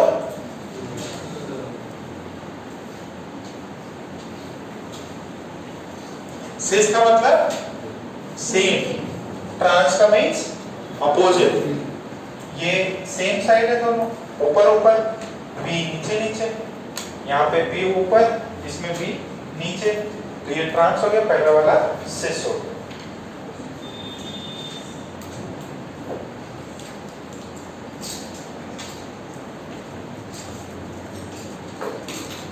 इसमें पहला है if both the groups are, both the groups are same, अगर दोनों ग्रुप्स सेम होते हैं। इसमें सेकेंड है, चलो पहले फर्स्ट ही कर लेते हैं। If both the groups are same, तो ये देखिए जरा, Cl है, Cl है, यहाँ पे हाइड्रोजन है, हाइड्रोजन, तो यहाँ पे अपन चेंज मार देंगे, चेंज है, इधर Cl है, अब इधर Cl आ गया, इधर H आ गया, इधर H आ गया। और जो जैसे मैं बोल रहा हूँ वैसे ध्यान से सुनना, ये एक तो मेरे पास में यहाँ पे कौन है, कार्बन हाइड्रोजन, और यहाँ कार्बन क्लोरीन। किसका डाइपोल किसका इलेक्ट्रोनेगेटिविटी ज्यादा है, क्लोरीन की कार्बन का? क्लोरीन। डाइपोल मोमेंट किधर होगा, ऊपर की तरफ, क्या इसका ऊपर की तरफ, ठीक है। इसका किधर होगा, कार्बन की तरफ, और इसका, अच्छा ये दोनों नेट किधर ले जाना चाह रहे हैं, नीचे के ऊपर? ऊपर। ये वाले भी किधर ले जाना चाह रहे हैं, ऊपर। अच्छा इसमें देखो जरा, कौन जाना है, कौन है, क्लोरीन। इसका कौन है, क्लोरीन। ये इधर ले जा रहा है, ये इधर ले जा रहा है, ये इधर ले जा रहा है, और ये इधर ले जा रहा है, और ये किधर है, कार्बन की तरफ, और ये कार्बन की तरफ। जरा लॉजिक लगाओ CH3 और CF3 वाले में, किसका एक, ये जो है दिस इज म्यूसिस और ये है म्यू ट्रांस, किसका ज्यादा होगा, सिस का ज्यादा होना चाहिए। क्यों, ये भी ऊपर ले जा रहा है, ये भी ऊपर ले जा रहा है, तो नेट किधर जा रहा है, ऊपर। नेट इसका किधर जा रहा है, म्यू नेट इधर जा रहा है, इसका भी क्या हो रहा है, ऊपर ही जा रहा है। बात समझ में आ रही क्या? अच्छा इसमें क्या हो रहा है, ये दोनों अपोजिट जा रहे हैं और ये दोनों अपोजिट जा रहे हैं, तो सबसे ज्यादा किसका होगा, सिस का। तो अपन क्या करेंगे, डाइपोल मोमेंट मेजर कर लेंगे। आपको दो सॉल्यूशन हेडिंग क्या लगा ली थी, to distinguish cis and trans. जैसे अपने को दो बॉटल दे देंगे, ठीक है, दो बॉटल दे देंगे, बोलेगा किसमें सिस है किसमें ट्रांस है, तो मैं क्या करूंगा, लैब में जाऊंगा, डाइपोल मोमेंट मेजर करूंगा। तो एक का डाइपोल मोमेंट आया म्यू बीकर 1, एक का म्यू बीकर 2, तो जिसका ज्यादा होगा उसको मैं क्या बोलूंगा, सिस। तो मैं ये बोल सकता हूं mu of cis is greater than mu of trans. तो मैं डिस्टिंग्विश कर सकता हूं, दो बीकर में मेरे पास में जो भी होंगे उनका मैं डाइपोल मोमेंट निकाल लूंगा।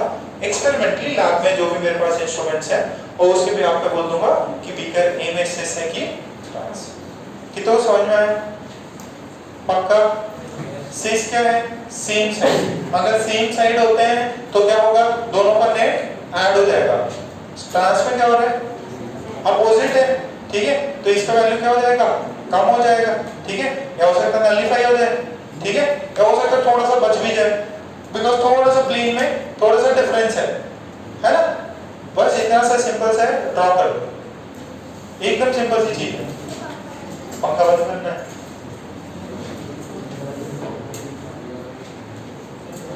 ये वाला भी बंद करना है। चलो एक लोगों को चालू है। अरे खिड़की तो खोल लो।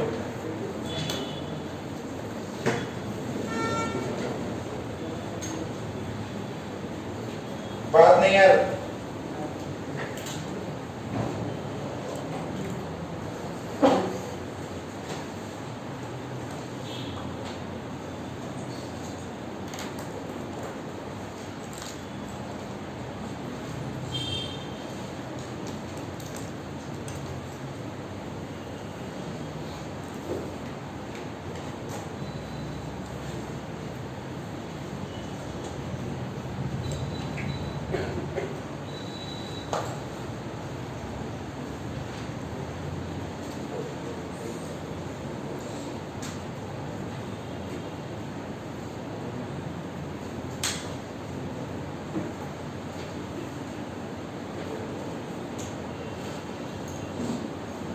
अच्छे अच्छे डिफरेंट पेन यूज कर लेना ये डाइपोल मूवमेंट शो करने के लिए।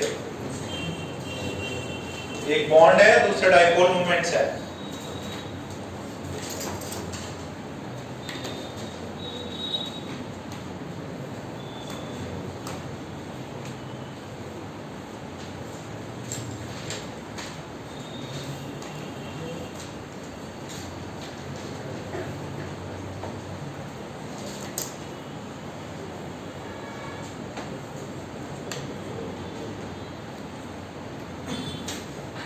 इसमें नीचे ये पूरा जरूर लिख लेना। Mu cis in this case is greater than mu trans. Reason क्या है? ज्योमेट्री रीजन है। फिर सेकंड केस लिखेंगे।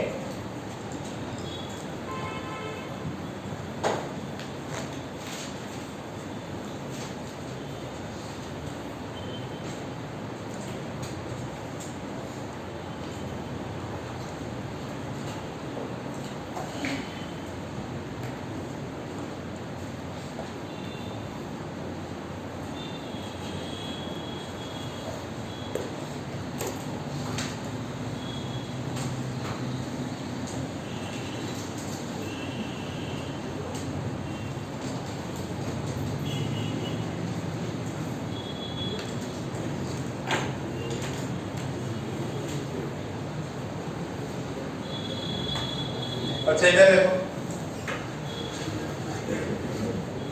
याद है अगर दो ग्रुप्स डिफरेंट हो, पहले वाले में दोनों ही हाइड्रोजन थे और दोनों ही क्लोरीन थे। अब दो तो हाइड्रोजन है बट यहाँ दोनों क्लोरीन नहीं है। एक में CH3 हो गया, दूसरे में कौन है? क्लोरीन है। एक में CH3 दूसरे में कौन है? क्लोरीन। अच्छा ये बताओ, ये भी कार्बन है, ये भी कार्बन है, टाई हो गया। फिर अब इनकी हाइब्रिडाइजेशन देखेंगे। ये कार्बन कौन सा है? sp3। ये कौन सा है? sp2। तो कौन ज्यादा इलेक्ट्रोनेगेटिव? sp2। देखो अगर कार्बन sp हो, sp2 हो, sp3 हो तो सबसे ज्यादा कौन किसमें परसेंटेज एस कैरेक्टर है? sp में। तो सबसे ज्यादा इलेक्ट्रोनेगेटिव ये होगा। तो कौन किधर खींचेगा? इधर की तरफ। Why? Because this is sp2 and this is sp3। तो ज्यादा इलेक्ट्रोनेगेटिव है, ज्यादा इलेक्ट्रोनेगेटिव तो अपनी तरफ खींचेगा। ओके, और इसमें क्लोरीन तो ये इधर खींचेगा। बात क्लियर है? अच्छा ये तो हो गया सिस।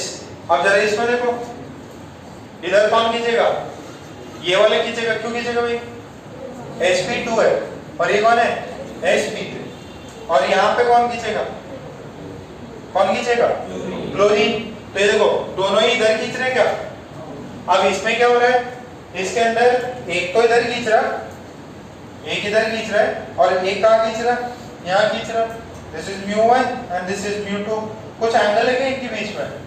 अच्छा इसके बीच में ये देखो दोनों ही, एक इधर है एक μ1 है और एक दूसरा कौन सा है? μ2। दोनों की डायरेक्शन क्या है? सेम है। तो μ1 और μ2 की डायरेक्शन सेम वहां पे μ1 और μ2 में क्या है, कुछ एंगल है थीटा, तो किसकी ज्यादा होनी चाहिए, सिस की ज्यादा होनी चाहिए ट्रांस की? अरे ये सिस है, कैसे पता चला? हाइड्रोजन हाइड्रोजन सेम साइड, ठीक है, यहाँ हाइड्रोजन हाइड्रोजन तो कौन सा हुआ, ये ट्रांस हुआ, ठीक है। तो सिस में क्या हो रहा है, कुछ एंगल बन रहा है, सिस में क्या हो रहा है, कुछ एंगल बन रहा है। अभी यहाँ पे अपन किसको ज्यादा देखते हैं, अपन जनरली ये जो ग्रुप होता है कार्बन के साथ में क्लोरीन जुड़ा हुआ है, ये ज्यादा मैटर करता है अपने लिए। तो यहाँ पे अपन ने देखा कि यार यहाँ पे क्लोरीन और क्लोरीन इधर ले जा रहा है, ये इधर ले जा रहा, तो नेट कुछ वैल्यू आएगी, इनके बीच में थीटा होगा, और यहाँ पे तो कुछ एंगल होगा ही नहीं, दोनों ही क्या है, पैरेलल है। तो किसका म्यू ज्यादा है इस बार, ट्रांस का ज्यादा है, किसका ज्यादा है, ट्रांस।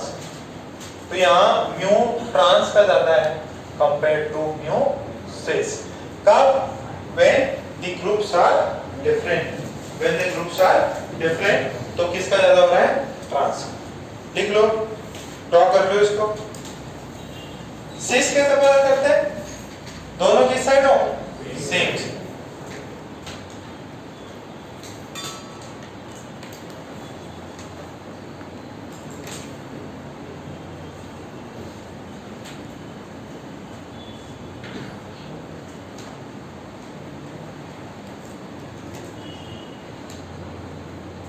कल से आपकी मैथ्स की क्लास स्टार्ट हो जाएगी ना।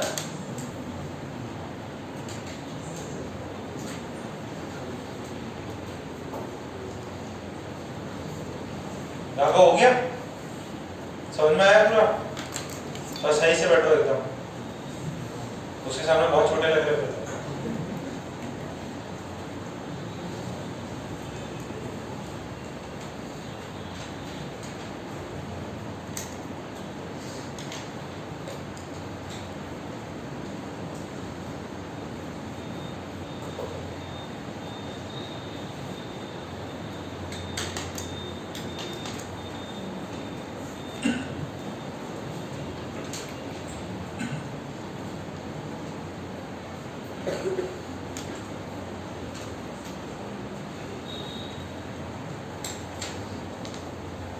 डाइपोल मोमेंट भी खत्म होने जा रहा है, छोटा सा पार्ट है ये, ऑर्गेनिक में वापस रिपीट होगा।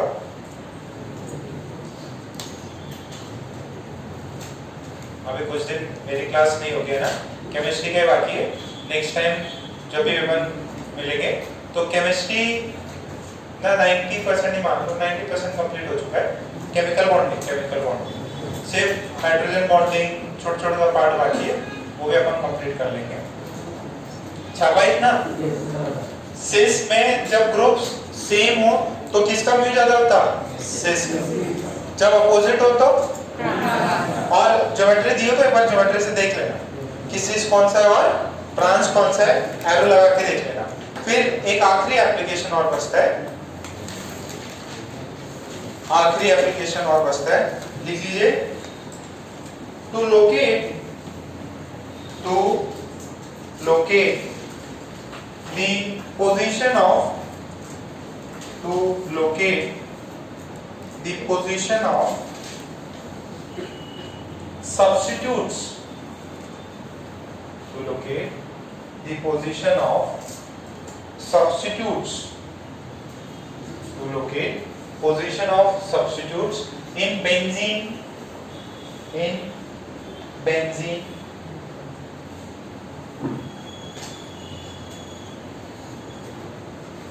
ठीक है। तो हमें बेंजीन में सब्स्टिट्यूट्स, अच्छा बेंजीन का फॉर्मूला क्या होता है, C6। अच्छा सब्स्टिट्यूट समझ में आता है, ठीक है। मान लो अगर कोहली नहीं खेल रहा तो उसकी जगह पे कोई आएगा, कौन, उसको सब्स्टिट्यूट करेगा ना कोई, ठीक है। उसको बाहर भेज दिया, कोई बंदा आके उसकी जगह लेगा। या कभी भी खेलते खेलते थक जाते तो भागने के लिए कोई रखते, क्या बोलते हैं उसको, रनर रखते, क्या वो क्या फील्डिंग करने के लिए आता है ना सब्स्टिट्यूट, कोई फील्डिंग करने बनाने के लिए भेजता। तो वैसे ही अगर बेंजीन है C6H6 बेंजीन है, दिस इज एरोमेटिक कंपाउंड। अगर मैं ये लिखूं C6H5Cl, कौन आया सब्स्टिट्यूट? क्लोरीन। तो ये देखो बेंजीन, पता ना आपको, ये बेंजीन है, ठीक है। मान लीजिए यहाँ पे क्लोरीन आ गया, बाकी जगह पे कौन है? हाइड्रोजन। हाइड्रोजन नहीं दिखाता है, अंडरस्टूड है, ठीक है। तो this is substituted benzene. What is this? Substituted benzene या substituted aromatic benzene. Benzene aromatic होता है। अच्छा, अब ध्यान से देखना, ये तो बना लिया आपने। अब मैं ये कहीं पे भी रख सकता हूँ क्या? कोई मैटर नहीं करता, इसको फिर घुमा देना, ये टॉप पे आ जाए। अच्छा, अब मैं जो C6H6 है उसको लिख रहा हूँ C6H4Cl2। किससे मैंने सब्स्टिट्यूट किया? क्लोरीन से। कितने लोगों को सब्स्टिट्यूट किया? 2। अच्छा, अब 2 लोगों को सब्स्टिट्यूट करने में पंगा है। क्या पंगा है? क्या केसेस बन सकते हैं? मान लीजिए पहला वाला क्लोरीन तो इधर ही है, पहला वाला क्लोरीन तो इधर ही है, अब दूसरा किधर लगाओ? इधर, इधर, इधर, इधर, कहीं पे भी लगा सकता हूँ। तो 5 जगह बच गई। तो हर एक केस में अलग मॉलिक्यूल रहेगा, ठीक है। तो इसमें जो सब्स्टिट्यूशन हो सकता है, मान लीजिए इसको नंबरिंग कर देता हूं मैं। This is 1 2 3 4 5 6। पहला क्लोरीन 1 पे, दूसरा किस पे आ सकता? 2 पे आ सकता, 3 पे आ सकता और 4 पे भी आ सकता, या सर 5 पे 6 पे भी। चलो जरा देख लेते हैं। अब सेकेंड वाला जो है क्लोरीन सेकेंड नंबर पे है, ठीक है क्या? ओके सर, मैं इसको छठे नंबर पे कर दूं? देखो देखो, इसको आपने बुद्धि लगाई, बोले सर छठे नंबर पे कर दो, तो सेम ही चीज बनी ना। अरे दोनों अगल बगल, इसी को है ना ऐसे घुमा दो, रोटी होती है तवे पे रोटी को घुमा दो, तो ये वाला इधर था, इसको घुमाओगे तो ये तो बना, ठीक है। तो 1 और 6 पोजीशन क्या है? सेम ही। 1 और 6 क्या है? सेम है। सर एक दूसरा केस और बन सकता, क्या बन सकता कि इधर एक वाले को तो इधर रहने दीजिए, फिर ये वाला यहाँ पे लगा लीजिए। 1 2 3 4 5 6, एक और 3 पे लगा। अच्छा, 1 और 3 के अलावा वो वाली दूसरी चीज कौन सी हो जाएगी? ये 5 में भी सेम ही चीज मिलेगी क्या? इसको ऐसे उल्टा कर दो तो यहां से भी आपको सेम चीज मिलेगी। This is chlorine, this is chlorine. 1 2 3 4 5 6। फिर एक और केस बनता है, क्या बनेगा? ऊपर क्लोरीन और ये नीचे क्लोरीन। बात समझ में आ रही क्या? तो इसको घुमा दो, सेम ही बनेगा क्या? तो और कोई कंडीशन हो नहीं सकता, ठीक है। तो 2 क्लोरीन है, 2 क्लोरीन जो है 1 और 2 पे रहे, या 1 और 5 पे, सॉरी 6 पे, सॉरी 1 और 6 पे रहे, 1 और 2 पे रहे या 1 और 6 पे रहे, दोनों में केस क्या आएगा? सेम। एक हो सकता है 1 और 3 पे रहे, या सेम ही है, एक रहे 1 और 4 पे, ठीक है। सो ये अपने पास में 3 कंडीशन बन सकती है। कितनी बन सकती है? 3 कंडीशन, जिसके अंदर 1 2 3 4 5 6। 1 को बेस माना तो 2 और 6 सिमेट्रिकल है, 1 को बेस माना तो 3 और 5 सिमेट्रिकल है, 1 को बेस माना तो सिर्फ एक 4 मिलता। इसको बोलते हैं ऑर्थो। क्या मिलते हैं? ऑर्थो। ओ, इसको बोलते हैं मेटा। क्या बोलते हैं? मेटा। इसको बोलते हैं पैरा। क्या बोलते हैं? Ortho meta para, ortho meta para. तो ये बताओ इसका नाम क्या है? This is dichlorobenzene. इस स्ट्रक्चर का नाम क्या है? डाइक्लोरो। कितने क्लोरो? 2। डाइक्लोरोबेंजीन। तो इसको तीनों को आइडेंटिफाई कैसे करते हैं? इसको लिखते हैं दिस इज ऑर्थो डाइक्लोरोबेंजीन। इसको लिखते हैं मेटा डाइक्लोरोबेंजीन। इसको लिखते हैं पैरा डाइक्लोरोबेंजीन। तीनों के अलग नाम हो गए, नाम भी अलग है अगर कोई बोले ऑर्थो डाइक्लोरोबेंजीन मतलब समझना है दोनों किधर है, अगल बगल में। और अगर मेटा बोल दे तो बीच में एक कार्बन छूटा हुआ है। पैरा बोले तो दोनों क्लोरीन के बीच में कितने कार्बन छूटे हुए हैं, 2। Ortho para, this is ortho sorry ortho meta para, ortho meta para. इसको ले लो O, इसको ले लो M, इसको लिख लो P। अपने क्लास में बच्चा है ओम है ना, ऑर्थो मेटा काबरा है, ओम पागरू, ठीक है, ओम पागरू या ओम प्रकाश, ठीक है, प्रकाश थोड़ा सा सही लगता है, ओम प्रकाश, ठीक है। ऑर्थो मेटा पैरा, सबसे पहले 1 अगर बेस दिया तो जो सबसे पहले अगर क्लोरीन लगा तो उसको बोलेंगे ortho, O M, ortho meta para. तो पहला इसको छाप लो, this is dichloro benzene, substituted है, yes. 1 and 3 is same as 1 and 5. 1,3 is same as 1 and 5.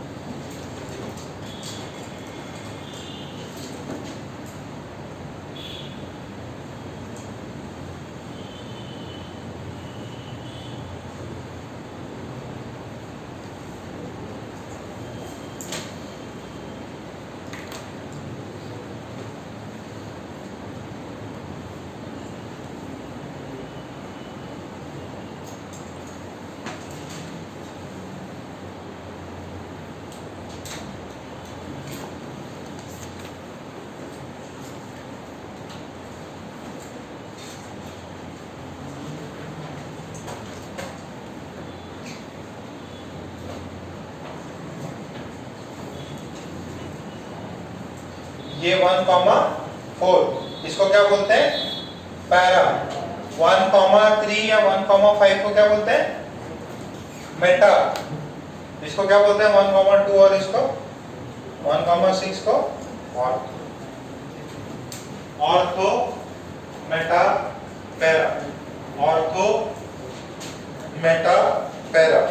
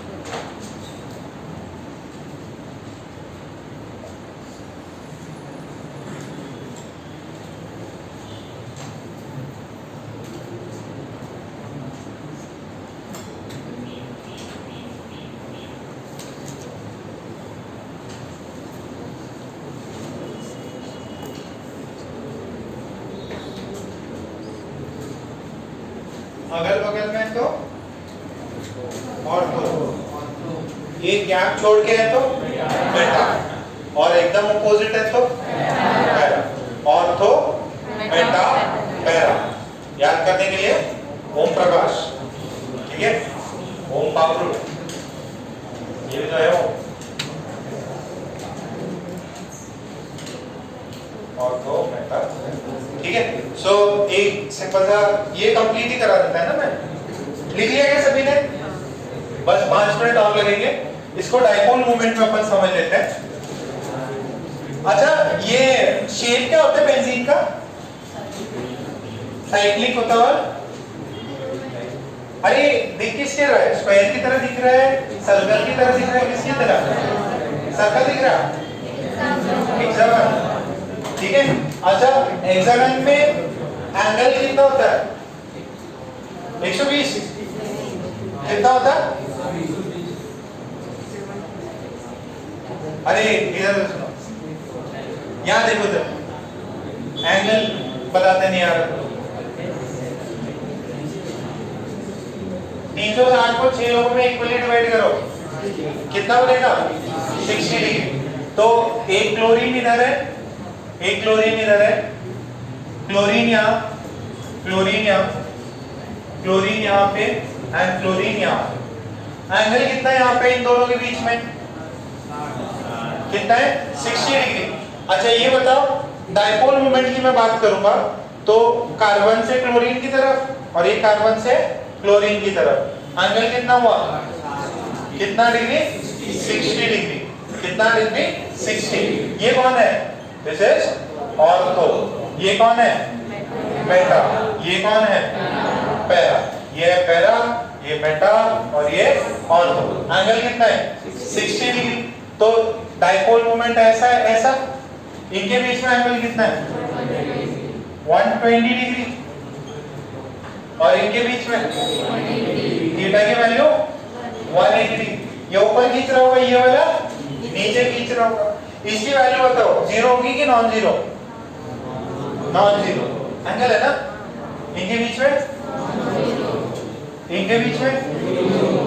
तो भले ही सेम डाइक्लोरोबेंजीन ही है, बट तीनों में 3 डिफरेंट टाइप के डाइक्लोरोबेंजीन मिलते हैं, ऑर्थो, मेटा, पैरा। पैरा में म्यू की वैल्यू कितनी है? 0। तो डाइपोल मोमेंट कितना उसका? 0। पैरा में डाइपोल मोमेंट 0। तो आपको सुनो एकदम सिंपल, आपको 3 बीकर दिए गए और बीकर में आपने वैल्यू मेजर करी, तो ये बताओ इनमें सबसे ज्यादा म्यू किसका होगा? किसका ज्यादा होगा? ऑर्थो वाले। तो mu of ortho greater than mu of Meta greater than mu of para. तो आपको वैल्यू दे कि यार 3 बीकर है, तीनों में अलग अलग आइसोमर्स हैं डाइक्लोरोबेंजीन के, बताओ इनमें से पैरा कौन सा होगा? वैल्यू निकाल लेना, जिसकी सबसे म्यू की वैल्यू कम है वही कौन सा है? पैरा। कंप्लीट।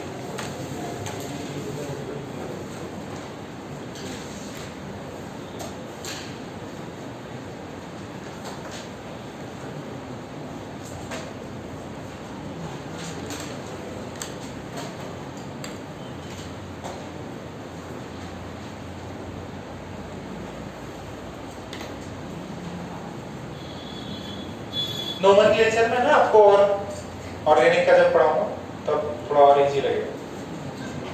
देखो हार्ड नहीं है ये चैप्टर, बहुत सिंपल है। जरूरी है आप लोग रिवाइज, कितने लोग रिवाइज करते हैं केमिकल बॉन्डिंग घर से जाके? आज भी रिवाइज करना ढंग से।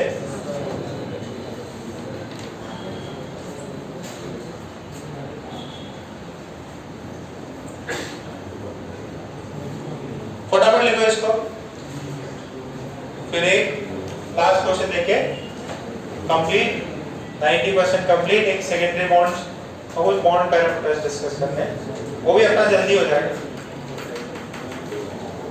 कम से कम 3 लेक्चर और चाहिए, 3 लेक्चर में पूरा चैप्टर कंप्लीट। और इतने सॉरी इनऑर्गेनिक में सबसे बड़ा चैप्टर है केमिकल बॉन्डिंग। अभी कुछ कुछ जगह पे ऐसा होगा आप एक सा चीजें पढ़ोगे, कई लोग तो इसी के अंदर ऑक्सीजन फैमिली ये सब पढ़ा देते हैं, तो उससे तो फिर वो चैप्टर कभी खत्म ही नहीं होगा। तो अपन ने जितना बेसिक अपने को चाहिए उतना अपन ने पढ़ा दिया इसके अंदर, और इंपॉर्टेंट प्रॉपर्टीज आपको इससे पता चल जाती है। ये हुआ क्या, सभी ने लिख लिया? अच्छा, ऑर्थो में ये डाइक्लोरो में सबसे ज्यादा म्यू किसका है? ऑर्थो का। सबसे कम? ओके, ये पर डाइक्लोरो के लिए है। अच्छा, अब मैं इसमें थोड़ा सा चीजें चेंज कर दूंगा।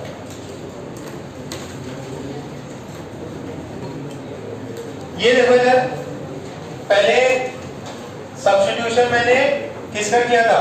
क्लोरीन का, अब मिथाइल का सब्स्टिट्यूशन कर रहा हूं, हाइड्रोजन हटा के क्या कर रहा हूं, मिथाइल, मिथाइल और ये भी मिथाइल। अच्छा मिथाइल का कार्बन का हाइब्रिडाइजेशन कितना है, sp3 बेटा।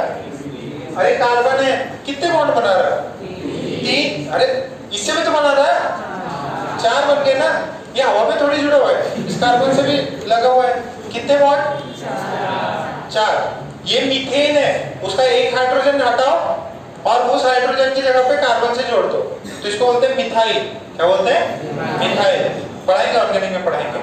तो अब जरा देखना, ये sp2 और ये sp3 किसका ज्यादा है इलेक्ट्रोनेगेटिविटी, sp2 का। तो अब डाइपोल मूवमेंट इधर होगा। अच्छा डाइपोल मूवमेंट इधर हुआ तो इसने डायरेक्शन चेंज मार दी, डायरेक्शन ये हो गई, तो एंगल कितना हुआ, कितना हुआ एंगल, 120 डिग्री। ये इधर, अब ये किधर होगा, इधर की तरफ, तो अब एंगल कितना हो गया, अभी एंगल कितना हुआ, ये ऊपर और ये इधर, एंगल है 60 डिग्री। इस वाले में ये ऊपर की तरफ एंगल कितना हुआ, 0 डिग्री। अच्छा एंगल 0, ये 60 और वो कितना है 120, तो सबसे ज्यादा किसका होगा, ये दूसरा एग्जांपल है, सबसे ज्यादा किसका, पैरा का, सबसे कम और तो एंगल बढ़ेगा तो म्यू कितना होगा, म्यू नेट क्या होगा, कम। इनवर्सली प्रोपोर्शनल होता है ना एंगल के, तो सबसे ज्यादा किसका, पैरा का, सबसे बीच में किसका है, बेटा का क्या, और सबसे ज्यादा सबसे कम। ठीक है, ये घबराने की जरूरत नहीं है, ऑर्गेनिक में भी आएगा। इस वाले एग्जांपल के लिए if the groups are different then this is the correct pattern.